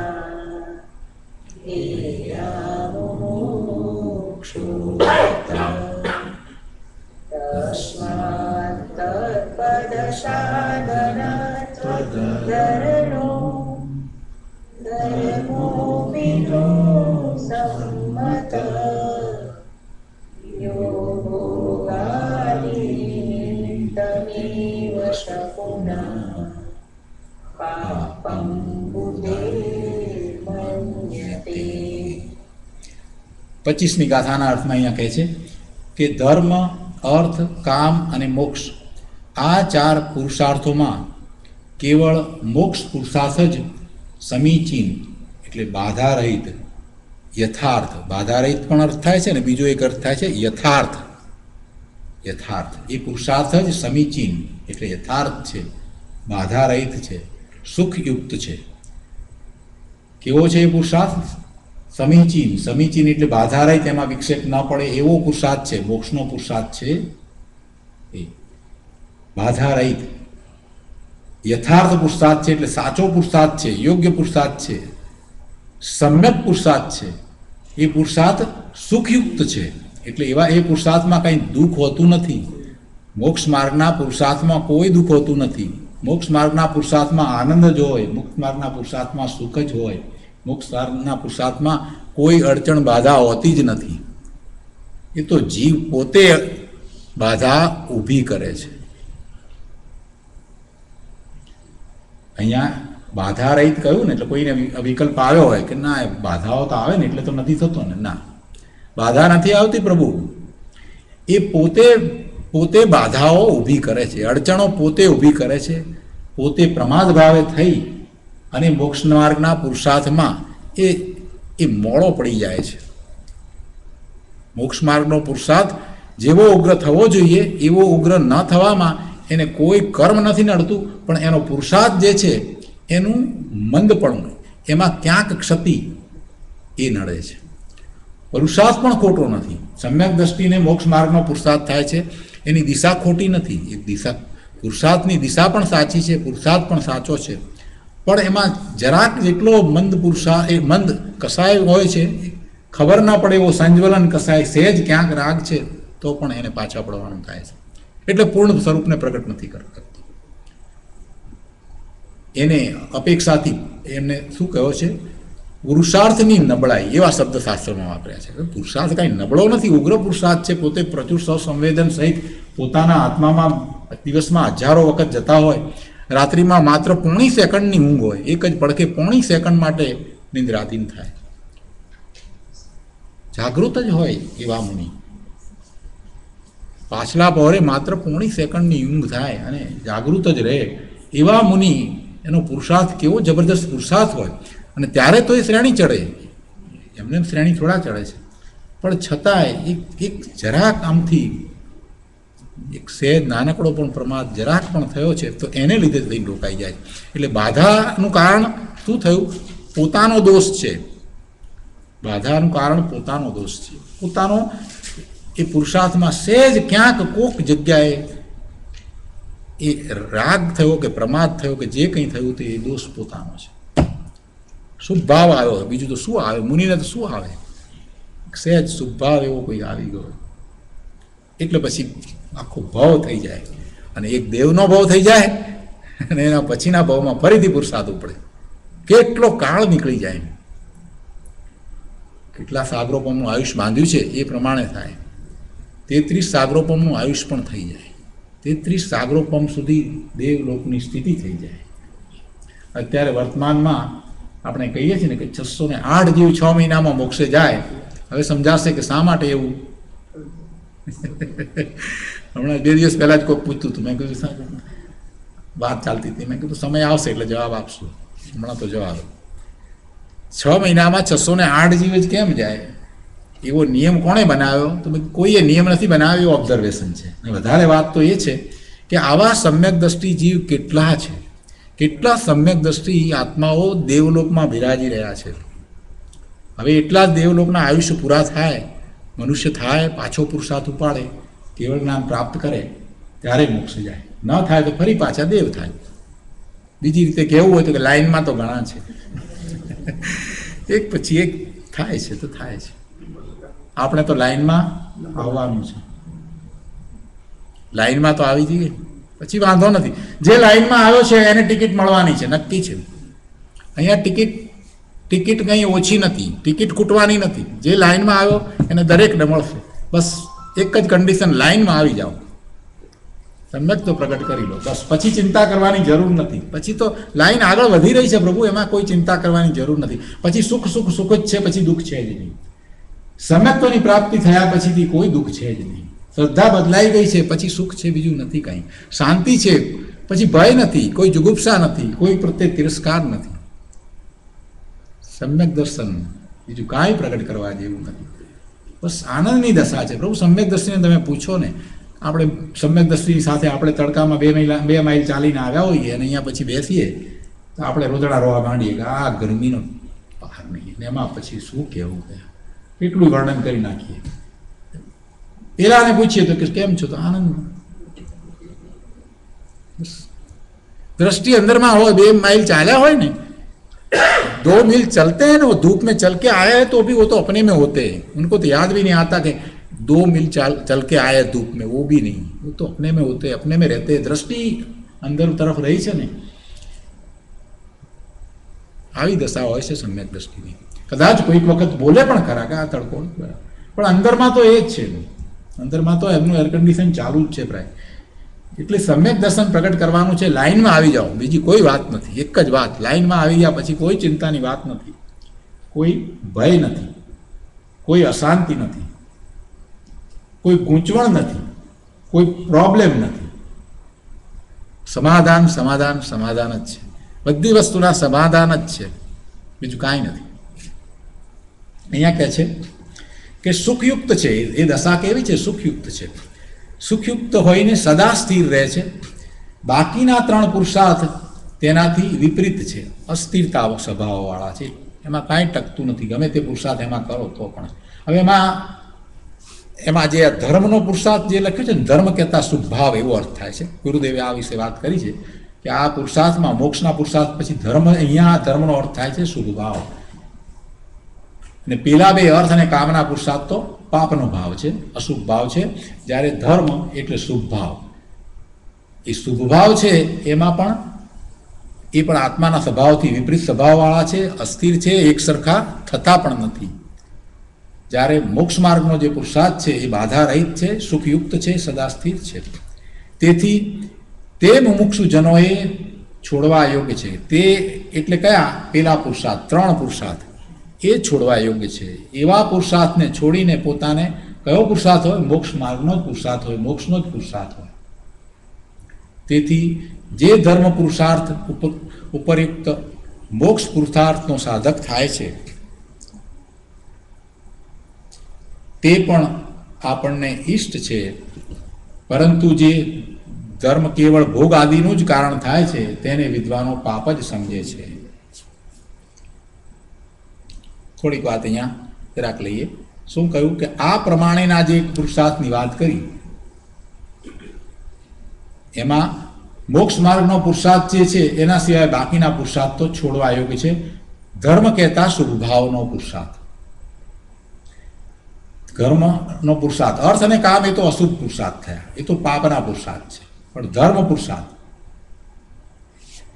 એ ધર્મનો પુરુષાર્થ છે એ પણ શુભભાવનો પુરુષાર્થ છે, માટે એ છોડવા યોગ્ય જ છે. શુભભાવ છોડી અને શુદ્ધમાં જવાનું છે તો જ મોક્ષનો પુરુષાર્થ થાય છે. શુભભાવમાં પુરુષાર્થ જે થાય એ તો બંધનો પુરુષાર્થ છે. શુભભાવ છે એ તો બંધનું કારણ છે, મુક્તિનું કારણ જ નથી. તેથી જે ધર્મ પુરુષાર્થ ઉપરયુક્ત મોક્ષ પુરુષાર્થનો સાધક થાય, એટલે શુભભાવના પુરુષાર્થથી આગળ ઉપર મોક્ષના પુરુષાર્થનો જે સાધક થાય છે, એટલે જે મોક્ષ માર્ગમાં છે એ જ સાચો મુમુક્ષુ છે, એ આપણને ઈષ્ટ છે. મોક્ષ માર્ગના પુરુષાર્થમાં મુનિઓ છે તે આપણને ઈષ્ટ છે. મોક્ષાર્થી છે એ આપણે માટે અનુસરણીય છે, એને આપણે અનુસરીએ છીએ. પરંતુ જે ધર્મ કેવળ ભોગાદિનું જ કારણ થાય છે તેને વિદ્વાનો પાપ જ સમજે છે. એટલે પેલા અર્થ અને કામ એના પુરુષાર્થ છે એ તો પાપના પુરુષાર્થ છે. 26મું લઈએ આપણે. રમેશભાઈ, લાગે છે કે છેલ્લી 4 કે 5 ગાથામાં આચાર્યજીએ વ્યવહાર ધર્મથી નિશ્ચય ધર્મ તરફ ચાલી ગયા. નિશ્ચય ધર્મ ખરેખર તો વાત એવી હતી કે આચાર્ય ભગવાને આપણને પહેલાં જ કહી દીધું કે જેને સમ્યક તો થયું છે એમ પહેલાં જ શરૂઆતમાં જ વાત કરી દીધી. એટલે સમકીતિ જે છે એનો વ્યવહાર છે ને એ સાચો વ્યવહાર છે, અને સમકીતિ નિશ્ચયને ચૂકતો નથી. વાત આચાર્ય ભગવાને બહુ સરસ રીતે કરી છે. એમ કહી શકાય કે આખી ટ્રીકથી વસ્તુ આખી લીધી છે. પહેલા શરૂઆતમાં એમ કહ્યું સમ્યક દર્શન છે અને મનુષ્યપણું છે તો આવો વ્યવહાર હોય અથવા આવો વ્યવહાર કરજે. પણ પહેલા જે સમ્યક દર્શન તો કહી દીધું. એટલે જે સમકીતિ છે, સમ્યક દ્રષ્ટિ છે, એને નિશ્ચય માર્ગ તો છે જ. હવે એવા નિશ્ચય માર્ગ સહિત છે એને સાચો વ્યવહાર આવો હોય એમ કહ્યું. એટલે નિશ્ચય માર્ગ જે છે એ તો રહ્યો અને એને આવો વ્યવહાર છે એટલે એમ કહ્યું, વ્યવહાર દ્વારા કહ્યું કે એ મોક્ષ માર્ગમાં છે અને એ મુક્તિની પ્રાપ્તિ કરી લે છે. એટલે એકલા મોક્ષ માર્ગ, એકલા વ્યવહાર ધર્મની વાત નથી. બહુ બહુ બુદ્ધિપૂર્વક કામ કર્યું છે આચાર્ય ભગવાને. આ આખું જ્યારે હું વાંચી ગયો ને ત્યારે મને પહેલાં જ થયું, મેં કીધું સમ્યક દર્શનની પહેલાં વાત કરી પછી આ રીતે વાત કરીને અહીંયા મોક્ષ સુધી લઈ ગયા. 27 હું પહેલાં વાંચી ગયો તો મેં કીધું આ પહેલાં સમ્યક દર્શનની વાત કરી પછી આ આખો આપણને શ્રાવક ધર્મ સમજાયો અને છેવટે જ્યાંથી શરૂઆત કરી હતી એનું અનુસંધાન મેળવ્યું. સમ્યક દર્શન થયું છે તે એની પછી આગળ અનુસંધાનમાં શું આવે? મોક્ષ માર્ગ આવે અને મુક્તિ આવે. પાછા લઈ આવ્યા હતા ત્યાંના ત્યાં જ, અને વચમાં બહુ યુક્તિપૂર્વક આપણને શ્રાવક ધર્મ સમજાવી દીધો. પદ્મનંદી આચાર્ય ભગવાનની આ જ ખૂબી છે. અમે આલોચના કરી હતી, મને હજી યાદ છે, એલેની અંદર આલોચના લીધી હતી. આમાં આલોચના છે. તો આલોચના વખતે સામે બેઠેલામાંથી કેટલાય લોકોની આંખમાં આંસુ હતા. એટલી બધી અદ્ભુત વાત કરી અંદર. આલોચનાની અંદર જે વાત કરી દીધી એમાં આપણે જ્યારે એ ભાવમાં આવી જઈએ ત્યારે આંખમાં આંસુ આવી જાય. એટલી સરસ વાત. પદ્મનંદી આચાર્ય ભગવાનની આ એક વિશેષતા છે. કોઈને લાગે કે આ તો બધું બરાબર છે, પણ ના, તમે અંદર ઉતરો, ઊંડા ઉતરો ત્યારે ખ્યાલ આવે છે કે આપણને કેવી રીતે એ આગળ લઈ જાય છે. ફરીને વાંચીએ ત્યારે એવો થાય છે ઓહો હો, મસ્તક ઝૂકી જાય છે. બીજી વાર ત્રીજી વાર વાંચીએ ને ત્યારે થાય છે કહું. બાકી તો દાન પુણ્યની વાત તો બધા કરે છે, કોણ નથી કરતું, પણ આ રીતે સમ્યક દર્શનથી લઈ તમને પાછા તમારો ધર્મ સમજાવી અને એ સમ્યક દ્રષ્ટિ તમે છો અને આવું તમારું આચરણ છે એટલે તમારો સ્વાભાવિક છે કે તમારો ચારિત્રનો પુરુષાર્થ આગળ વધી રહ્યો છે. એટલે પછી આગળ તમારું આ તમને 5મા ગુણસ્થાનની દશા તો એમણે જ લાવી બતાવી, અને હવે આગળ જેનો પુરુષાર્થ વધ્યો છે એને પછી આગળ બતાવ્યું કે એને મોક્ષ માર્ગ છે. કેટલી સરસ રીતે વાત મૂકી છે. આપણે 26મી લઈએ.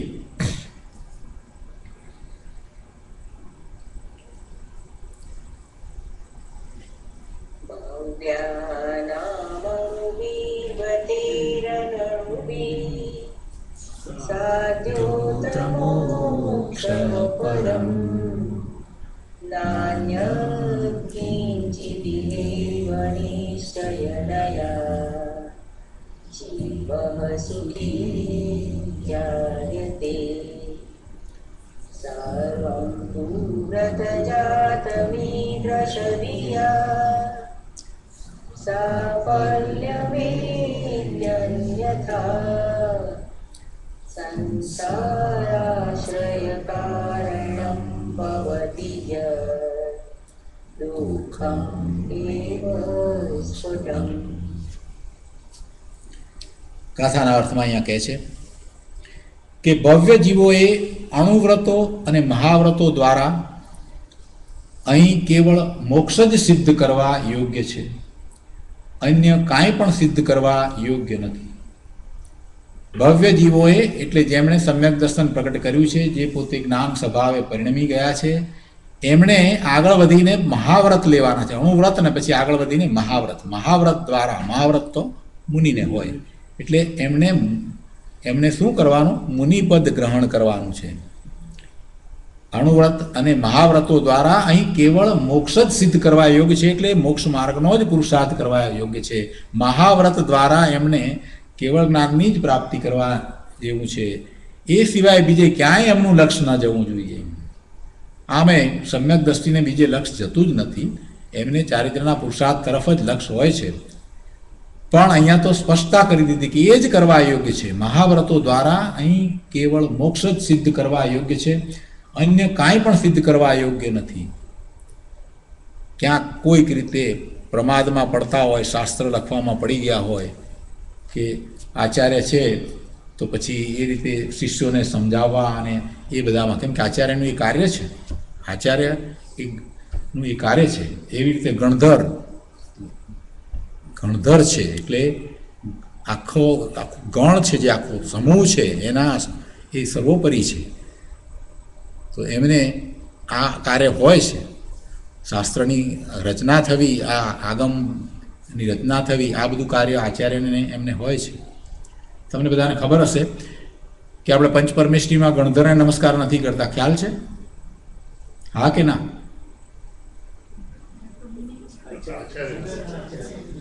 આપણે કરીએ છીએ. આચાર્ય એ આચાર્યોમાં આચાર્ય છે, આચાર્યોને આચાર્ય છે. આચાર્ય નમસ્કાર કરીએ છીએ, એમાં ગણધરને નમસ્કાર આવી ગયા. આ તો ગણધરની વાત નીકળી એટલે યાદ આવ્યું. બીજી એક વાત છે કે ગૌતમ સ્વામી શું કહેવાય?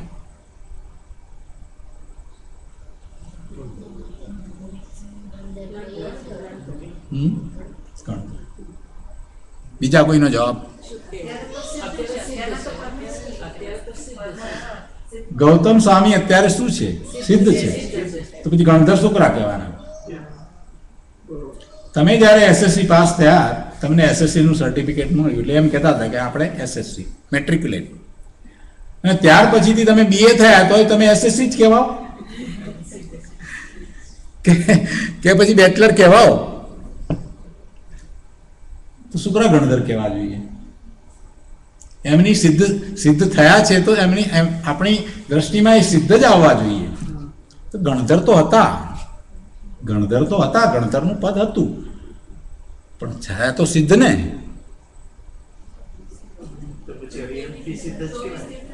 અર્યંત સિદ્ધ થાય ત્યારે નહીં. અર્યંત જોજો, અર્યંત ભગવાન જે છે, અર્યંત એટલે તીર્થંકર ભગવાન હોય અથવા તીર્થંકર ન હોય ને કેવળ જ્ઞાન પામે આવ્યા કેવળી ભગવાન, એ બધાને આપણે અર્યંત ભગવાન કહીએ. એમને 4 ઘાતી કર્મોનો ક્ષય થયો છે, 4 અઘાતી કર્મ બાકી છે. એટલે કે આયુષ, નામ, ગોત્ર અને વેદની, 7 વેદની. હવે એ તો ખરી જવાનું જ છે, એટલે એ તો ત્યાંથી સીધા એક સમયમાં સિદ્ધ થવાના જ છે. અર્યંત ભગવાન છે, એમનો તો ભાવ મોક્ષ થઈ ગયો છે, એ ભાવ મોક્ષની દશામાં છે. આ તો ઠીક છે, શરીર રહ્યું છે પણ ભાવ મોક્ષ થઈ ગયો છે, એ તો સિદ્ધ. પણ આ તો જે સિદ્ધ થઈ ગયા છે, ગૌતમ સ્વામીએ કેવળ જ્ઞાન પ્રગટ કર્યું, ને જેમને કેવળ જ્ઞાન થયું એ બધા પછી સિદ્ધ તો થાય જ છે. તો બીજા બધા કેવળી ભગવાન જેમ સિદ્ધ થયા છે એમ ગૌતમ સ્વામી પણ સિદ્ધ થયા છે. તો સિદ્ધ થયા છે, બરાબર, ગૌતમ સ્વામી સિદ્ધ થયા છે, તો સિદ્ધ તરીકે આપણી દ્રષ્ટિમાં હોવા જોઈએ ને. તો ગણધર શું આપણે વળી લઈને બેઠા છીએ? સિદ્ધ ના નથી કહેતા. મહાવીર સ્વામી ભગવાન સિદ્ધ,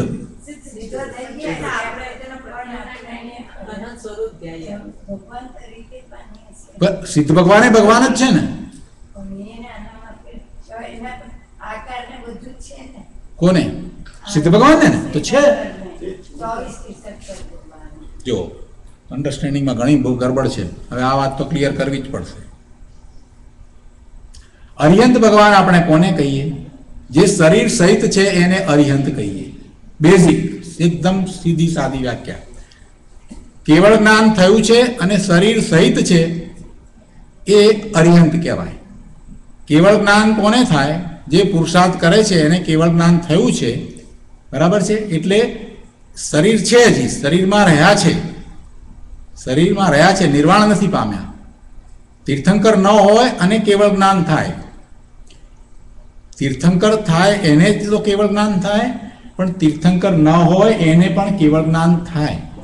જો તીર્થંકર ભગવાનના સમોસરણમાં કેટલાય મુનિઓ હોય, બરાબર છે, એ બધા જ એ જ પ્રકારે આરાધના કરતા હોય, અને એમાંથી જેમને કેવળ જ્ઞાન થાય એને આપણે શું કહીએ? અરિહંત કહીએ. અરિહંત શા માટે કહીએ? કેવળ જ્ઞાન થયું છે માટે. બરાબર છે. અરિહંતનો અર્થ વચમાં આવી ગયો. શેને અણે છે?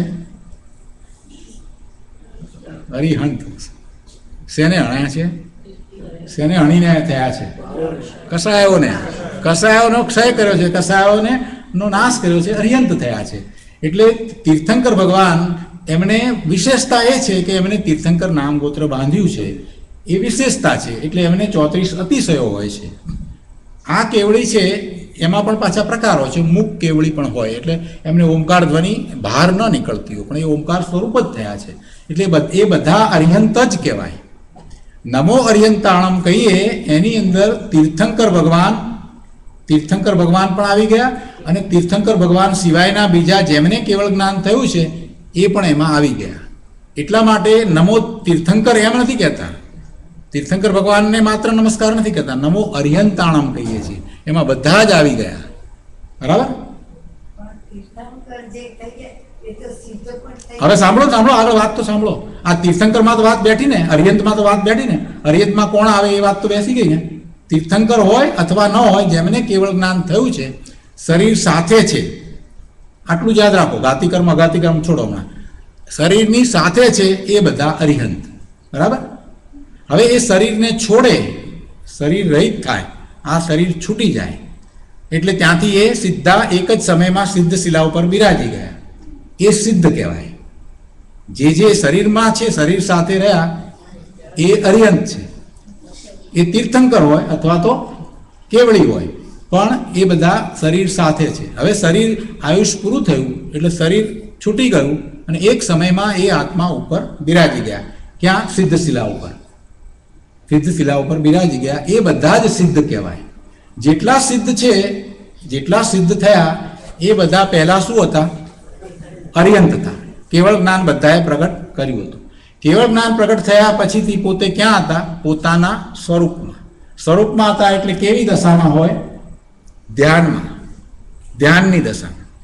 ધ્યાન કરે ત્યારે કેવી રીતે બેઠા હોય? પદ્માસનમાં હોય અથવા તો ખડગાસનમાં હોય. બરાબર. ખડગાસન અથવા તો પદ્માસનમાં હોય. ત્યાંથી જીવ નીકળે, એ જીવને જ્યારે ખડગાસનમાં હતા ત્યારે ખડગાસન પ્રમાણે એ આત્માનો આકાર હતો, અને પદ્માસનમાં હતો તો પદ્માસન આકાર પ્રમાણે આત્માનો આકાર હતો. હવે આ આત્મા ત્યાંથી નીકળે છે, એને બીજે ક્યાંય જવાનું નથી, તો આકાર બદલવાનું કોઈ પ્રયોજન નથી. એટલે આકાર બદલાય નહીં. એટલે આત્માનો આકાર એ જે છેલ્લી સ્થિતિમાં હતા એવો જ આકાર હોય. બે જ આકાર હોય, કાં તો ખડગાસન એવો આકાર હોય અને કાં તો પદ્માસન રૂપે આકાર હોય. એ જ આકાર સિદ્ધ ભગવાનનો ત્યાં એમનો હોય. બરાબર. આપણે કહીએ શું? સિદ્ધ ભગવાનને આમ નિરંજન નિરાકાર બધું કહીએ, પણ એક આકાર હોય છે. એક આકાર હોય છે. કોઈ સોલિડ વસ્તુ નથી, છતાં એક આકાર હોય છે. અને એ આકારને પણ સમજવા જેવો છે. કેવી રીતે સમજાય? આપણે મોલ્ડ લઈએ ને, મોલ્ડ બીબુ, જેની અંદર આપણે મટીરિયલ નાખીએ, બરાબર, અને પછી એને કાઢી નાખીએ એટલે એ શેપ બની જાય. આપણે મોલ્ડમાં બનાવીએ, કોઈ પણ બનાવીએ, હાથી બનાવવો છે તો હાથીનું પહેલાં મોલ્ડ બનાવીએ, પતરાનું મોલ્ડ બનાવીએ, બરાબર ને. પછી એની અંદર એ આપણે માટી નાખી, બરાબર, પછી એને ગરમ કરીએ, પછી ગરમ કરીને બહાર કાઢીએ ને પતરાનું બહાર કાઢી નાખીએ, અને પેલો હાથી બની ગયો. રાઈટ. એ રીતે આપણે કરીએ. હવે મોલ્ડ છે ને, એ મોલ્ડ જ લો. હવે મોલ્ડનો ખ્યાલ આવે. મોલ્ડ, હવે મોલ્ડની અંદર માટી નથી નાખી અને મોલ્ડ આમ રાખીએ ત્યારે એ ખાલી છે, છતાં આકાર છે. એ ખાલીપણામાં જે આકાર છે એવી રીતે સિદ્ધ ભગવાનનો આકાર છે. બરાબર. સિદ્ધ ભગવાનનો આકાર એ રીતે આકાર છે, કેમ કે કોઈ સોલિડ વસ્તુ તો છે નહીં. આત્માને ક્યાં સોલિડપણું છે? એ રીતે આકાર છે. એટલે એવો જ આકાર હોય, જે છેલ્લું શરીર હોય એવું એ. અને સાઈઝ કેટલી હોય? જેટલું છેલ્લું શરીરનું માપ છે ને એના કરતાં થોડુંક ઓછું, કેમ કે આ બધા નાક વગેરેના ભાગના ખાલી ભાગ છે ને એ પ્રમાણે થોડુંક ઓછું, એટલું નાનું. કેટલાક લોકો એમ માને કે 2/3 નહીં, પણ કંઈક ન્યૂન્ય શાસ્ત્રમાં એ રીતે લખેલું છે, થોડુંક ઓછું, એટલું શરીર પ્રમાણ હોય. એટલે સિદ્ધ શિલા ઉપર આપણે અત્યારે જવું તો ચાલો જઈએ. બધા તૈયાર હોવા જોઈએ ભાઈ. તો સિદ્ધ શિલા ઉપર આપણે જઈએ અત્યારે તો અનંત સિદ્ધ આપણને દર્શન થાય એમના. અને બધા સિદ્ધ જે છે એમાં ઋષભદેવ ભગવાનનો જે જીવ છે એ જે સિદ્ધ તરીકે જે બિરાજતા હશે એમનો તો ખૂબ મોટો આકાર હશે એ. અને મહાવીર સ્વામી ભગવાનનો જે છે ને એમનો 7 ફૂટનો એટલો જ આકાર હશે સાઈઝ. એટલે જે સિદ્ધ જેટલી સાઈઝનું એમનું શરીર હતું એ પ્રમાણે ત્યાં હોય. એક વાત. બીજી વાત, આપણને થાય કે જગ્યા બહુ રોકાઈ જાય, બરાબર ને? એમ થાય છે ને જરાક મનમાં આવ્યું, મને ખબર પડી ગઈ. ત્યાં એક બીજી વાત છે કે આત્મામાં એવી એક શક્તિ છે, અવગાન આપવાની શક્તિ, બીજાને અવગાન આપે એવી એક શક્તિ છે. એટલે એક જ ક્ષેત્રની અંદર એક જ ક્ષેત્રમાં અનેક સિદ્ધ રહી શકે. એક જ ક્ષેત્રમાં અનેક સિદ્ધ રહી શકે, ઘણા સિદ્ધ રહી શકે. એટલે જગ્યા ભરાઈ નહીં જાય, વાંધો નથી, આપણે માટે જગ્યા છે. તો આ વાત થઈ સિદ્ધ ભગવાનની, બરાબર છે. હવે કોને સિદ્ધ કહેવાય? હવે તમે નક્કી કરીને કહો. જે શરીર રહિત થઈને ગયા એ સિદ્ધ. એટલે 24 તીર્થંકર ભગવાન તો શરીર રહિત થઈને સિદ્ધ થઈ ગયા. અને સિમંદર પ્રભુ એ અર્યંત છે. અચ્છા, મહાવીર સ્વામી ભગવાન આજથી 2600 વર્ષ પહેલા અથવા તો 2550 કરતા 2600 વર્ષ પહેલા અહીંયા હતા ત્યારે અર્યંત હતા. જ્યારે કેવળ જ્ઞાન થયું ત્યારે અર્યંત હતા, પણ પછી સિદ્ધ થઈ ગયા. હતા ત્યારે બરાબર અર્યંત કહેવાય, પણ પછી સિદ્ધ થઈ ગયા. પાર્શ્વનાથ ભગવાન જ્યારે અહીંયા બિરાજતા હતા ત્યારે અર્યંત હતા, કેવળ જ્ઞાન થયું ત્યારથી અર્યંત કહેવાય, તીર્થંકર હતા. બરાબર, એ 2424 તીર્થંકર એ વખતે અહીંયા હતા ત્યારે અર્યંત, અને પછી સિદ્ધ થઈ ગયા. હવે એ સિદ્ધ થયા એવી જ રીતે બીજાને જેમને કેવળ જ્ઞાન થયું એ બધા શરીર છોડી અને સિદ્ધ થયા ને, તો એમને સિદ્ધ કહેવાય ને. આપણે કહીએ જ છીએ ને કે ભાઈ શેત્રુંજય પહાડ ઉપરથી કેટલા બધા સિદ્ધ થયા, બરાબર? કેટલા બધા એટલે બીજા કેવળી સિદ્ધ થયા. તીર્થંકર ભગવાન એકલા નહીં, તીર્થંકર ભગવાનની સાથે સમોસરણમાં બિરાજતા કેટલાય જીવ સિદ્ધ થયા, એમ કહેવાનો આશય છે. એટલે મુનિ બધા જે સિદ્ધ થાય છે એ એમનું પ્રમાણ કેટલું? એક તીર્થંકરના સમોસરણમાં કેટલાય જીવો બીજા કેવળ જ્ઞાન પ્રાપ્ત કરે. એટલે 24 થયા નથી આ કાળમાં, કઈ 24 સિદ્ધ થયા અહીંથી? કેટલા થયા? તો એ બધા સિદ્ધ કહેવાય ને.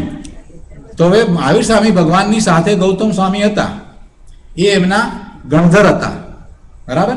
પછી જે દિવસે મહાવીર સ્વામી ભગવાન નિર્વાણ પામ્યા એ દિવસે ગૌતમ સ્વામીને કેવળ જ્ઞાન થયું.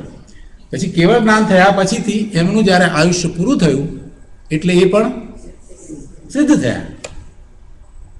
પણ આપણે 24 તીર્થંકર ભગવાનને આજે દેરાસરમાં બિરાજમાન કર્યા છે એ કઈ સ્થિતિમાં? 24 તીર્થંકર ભગવાનને જે આપણે બિરાજમાન કરીએ છીએ એ સિદ્ધ જ છે. પણ આપણે એને પૂછીએ છીએ કઈ રીતે? સિદ્ધ છે, પૂર્ણ થયા છે તો સિદ્ધ છે. તો હા, સિદ્ધ તરીકે જ પહોંચાય ને. હા, સિદ્ધ જ છે. 5 કલ્યાણક કરીએ છીએ ને, મોક્ષ કલ્યાણક કરીએ છીએ ને, તો પછી મોક્ષ કલ્યાણક ન કરાય, એટલી સીધી વાત છે ને. તો પછી આપણે કેટલા કલ્યાણક થાય? 4. કેવળ જ્ઞાન કલ્યાણક સુધી જ કરાય, પણ આપણે તો મોક્ષ કલ્યાણક કરીએ છીએ. એનો અર્થ શું થયો? સિદ્ધ તરીકે જ આપણે બિરાજમાન કર્યા છે. અચ્છા, સિમંદર પ્રભુને બિરાજમાન અહીંયા કરીએ તો અર્યંત છે, એ તીર્થંકર ભગવાન છે.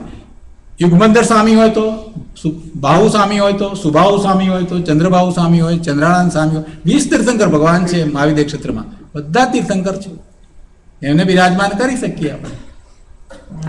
તો અત્યારે અર્યંત કહેવાય, અર્યંત ભગવાનની પ્રતિમા છે. કેટલાકના મનમાં પહેલા એવા પ્રશ્ન થતા હતા, મહેસાણામાં જ્યારે મંદિર બન્યું સિમંદર પ્રભુનું, એટલે એ વખતે કેટલાકને થતું કે સિમંદર પ્રભુની પ્રતિમા ન હોય આમ, કે ક્યાં એ સિદ્ધ થયા છે, હજી તો છે ને. એટલે કેટલાક લોકોને આવો પ્રશ્ન થયો સિદ્ધ નથી થયા ને, એમ કે એમનું મંદિર ક્યાંથી બનાવી દીધું હોય, હજી તો થયા નથી ને. અરે પણ ભાઈ શું નથી થયા, ભાવ મોક્ષ થઈ ગયો છે તો પોતાના આનંદમાં છે, અર્યંત થયા છે, અને કેટલી બધી ધર્મ પ્રભાવના થઈ રહી છે, અને પ્રભુ તને એ પૂજનીય નથી લાગતા? એમની પૂજા નહીં કરે તો તું કોની પૂજા કરીશ? આનાથી મોટું બીજું તને આલંબન શું મળશે? સાક્ષાત બિરાજી રહ્યા છે ત્યાં, એ અહીંયા છે. તો એમાં આપણા બાપુજીનો ફોટો ક્યારે મુકાય ઘરમાં? એ મરી જાય પછી જ મુકાય કે રખાય આમે? એના જેવી વાત છે. બાપુજી તો બાપુજી જ છે, રાખીએ આપણે, એવું કંઈ છે? આપણે આગળ લઈએ. ઘણી બધી વાત થઈ ગઈ, કેમ કે આ બહુ બેઝિક વસ્તુ હતી, બહુ બેઝિક વાત છે. ગૌતમ સ્વામી, જોરથી બોલો ને, હવે તો બોલો. સિદ્ધ છે એટલે ખરેખર ગૌતમ સ્વામીની પ્રતિમા કેવી હોવી જોઈએ? આમ જ હોય, આમ ન હોય. આપણે સત્યને સ્વીકારવાનું અને તર્ક દ્વારા સમજીને સ્વીકારવાનું. શુક્રવાર કોઈ કરે છે એ વાતમાં આપણે નથી પડવું, પણ આપણા મનમાં તો સ્પષ્ટ હોવું જોઈએ કે સિદ્ધ થયા છે.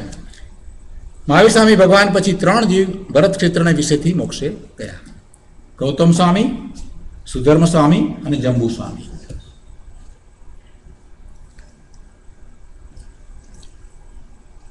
આપણે આ ગાથા બોલ્યા, હવે એનો અર્થ લઈએ. 26મી ગાથા.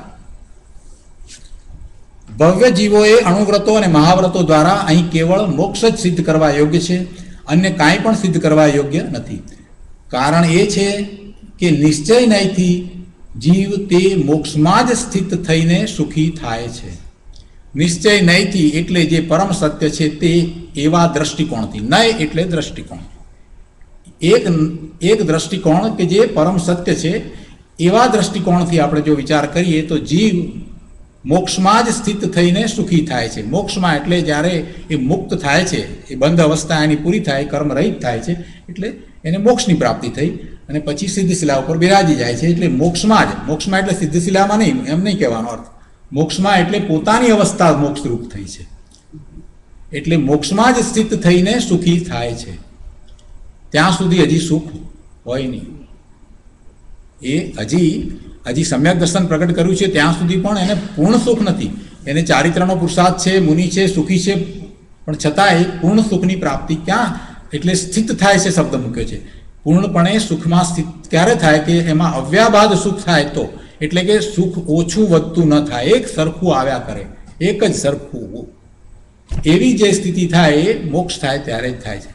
તેથી આ જાતની બુદ્ધિથી જે સર્વે વ્રતોનું પરિપાલન કરવામાં આવે છે તે સફળતા પામે છે, તથા આનાથી વિપરીત તેને કેવળ તે સંસારનું કારણ થાય છે જે પ્રત્યક્ષ જ દુઃખ સ્વરૂપ છે.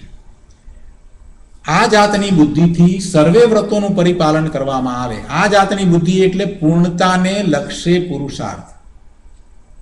કઈ જાતની બુદ્ધિ? મોક્ષ પ્રાપ્ત કરવો છે, હું મોક્ષ સ્વરૂપ છું, અને એવો પુરુષાર્થ એટલે એવી અંદરમાં, અહીંયા અંદરની અંદર એવી માન્યતા અંદરમાં પડી હોય કે ના, હું મુક્ત સ્વરૂપ છું, મોક્ષ સ્વરૂપ છું, અને એને માટે મારો પુરુષાર્થ છે. કોઈ દેવલોકનો આનો તેનો પુરુષાર્થ નથી, ભલે એ ગમે તે હોય, મનુષ્યમાં હોય કે તિર્યંચમાં હોય, પણ એનો પુરુષાર્થ જે છે એ પૂર્ણતાને લક્ષ્ય જ પુરુષાર્થ હોય. પુરુષાર્થ ક્યાં થાય? મનુષ્યમાં તો થાય છે, બીજે ક્યાં થાય છે ભાઈ? હા, અત્યારે થાય નહીં તો પછી નહીં થાય. જો અત્યારે પુરુષાર્થ નહીં થાય તો સમજી લો કે પછી ઘણો કાળ જતો રહેશે. એટલે આચાર્ય ભગવાન કહે છે કે એવો પૂર્ણતાને લક્ષ્ય પુરુષાર્થ થાય, અને એનાથી વિપરીત જો કોઈ પણ પ્રકારનો પુરુષાર્થ થાય, શુભભાવનો પુરુષાર્થ થાય, તો એ સંસારનું કારણ થાય છે, અને સંસાર તો દુઃખરૂપ છે. છેલ્લી 27મી ગાથા લઈએ. થોડું મોડું થયું છે, ક્ષમા કરજો.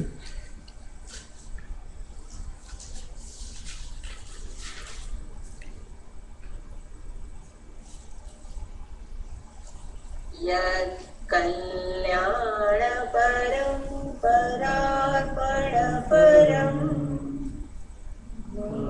ભવ્યાત્મના સસુતો આ જરા જુદો રાગ આવશે. પર્યન્તે યદનંતસૌખ્ય સદનમ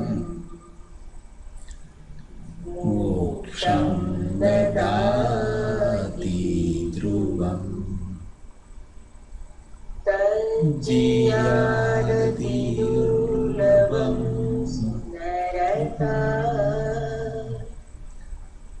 મુખે ગુણૈઃ પ્રાપિતम् શ્રીમત્પંકજનન્દિની વિરચિતम् ઈશવ્રત ઉદ્ધયોતનम्.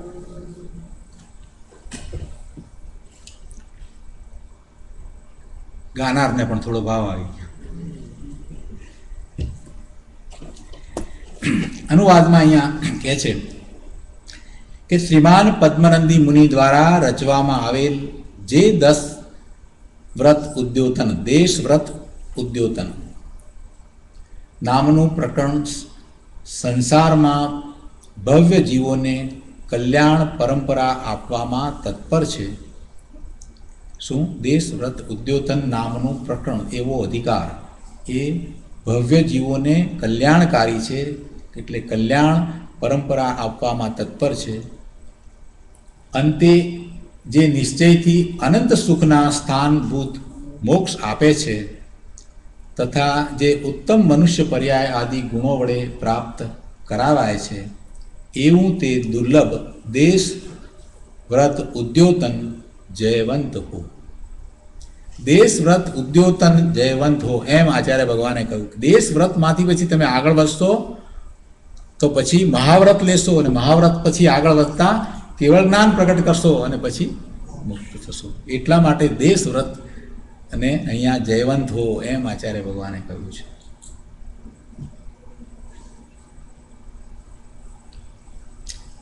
સાથે બીજી વાત પણ લીધી કે ભવ્ય જીવોને કલ્યાણ પરંપરા આપવામાં તત્પર છે.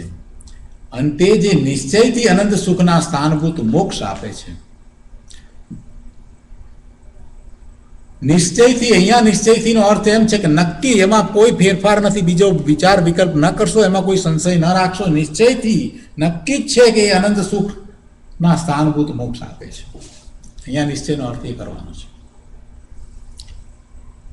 મનમાં શંકા ના લાવશો, એમ જ છે. દેશ વ્રતને ગ્રહણ કરો, સમ્યક દ્રષ્ટિ થયા છો તો દેશ વ્રતને ગ્રહણ કરો અને એવો જ પુરુષાર્થ ઉપાડો. છેલ્લી વાત અહીંયા ઉપદેશની વાત કરી દીધી. બહુ સરસ. દેશ વ્રત ઉદ્યોતન આ રીતે સમાપ્ત થાય છે. આચાર્ય પદ્મનંદીના 26 પ્રકરણમાંથી ક્યારેક ફરી પાછો આપણને અવસર મળશે તો આપણે બીજા અધિકાર પણ કરીશું.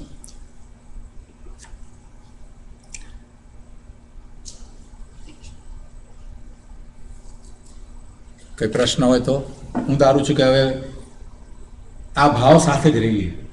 ખાસ પ્રશ્ન ન હોય તો બરાબર છે. અનાઉન્સમેન્ટ કરી દો. હાજી, એનાઉન્સમેન્ટ કરી દો, અચ્છા, પછી આપણે સુખધામ પછી બોલીને છૂટા પડી. બરાબર છે. કાલે આપણે સવારે નોર્મલ અભિષેક અને પૂજા થશે. સંવત્સરીનો દિવસ છે, બધા લાભ લેજો.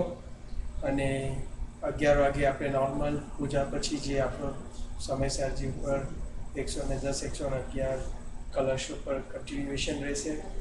સારું. અને સાંજે 5:30 થી 6:30 સ્વામી વાત્સલ્યનો ટાઈમ છે. અને 7 વાગે પ્રતિક્રમણ શાર્પ ચાલુ કરી દેવું છે, એટલે 6:30 રસોડું બંધ થઈ જશે. એટલે પ્લીઝ બધા ટાઈમસર 5:30 સુધીમાં આવી જજો.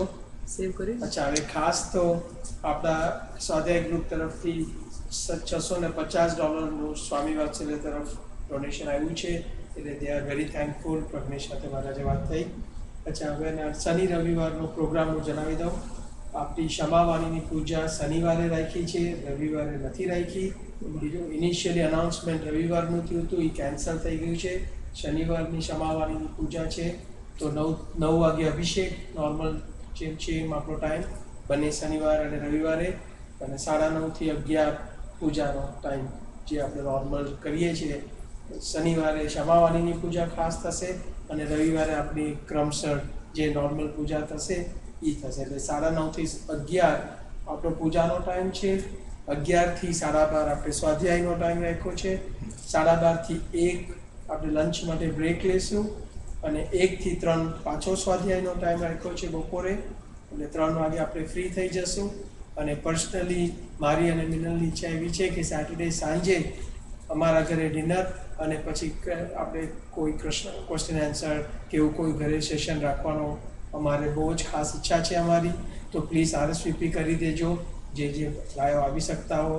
તો શનિવારે સાંજે અમારા ઘરે એવી રીતે આપણે 5:30 જ આપણે ત્યાં અમારા ઘરે અરોરામાં અમારું ઘર છે, તો પ્લીઝ બધા પધારજો. Thank you. રવિવારનો સ્વાધ્યાયનો ટાઈમ આપણો રવિવારનો શિબિર આપણે શનિવાર અને રવિવાર 2 દિવસ છે. બે દિવસ છે. સેમ 11 થી 12:30 સ્વાધ્યાયનો ટાઈમ સવારનો, પછી 12:30 થી 1 લંચ. બંને દિવસ સેમ છે. સેમ ટાઈમ છે. અને આજે બી જે ગઈકાલે ભાઈઓને જે સીડી નથી મળી શ્રીમદની ભક્તિનો જે જ્ઞાનદાન માટે એક મુમુક્ષુએ આપેલી છે, તો પ્લીઝ આજે પિકઅપ કરી લેજો. ફ્રન્ટ ટેબલ ઉપર રાખેલી છે. તો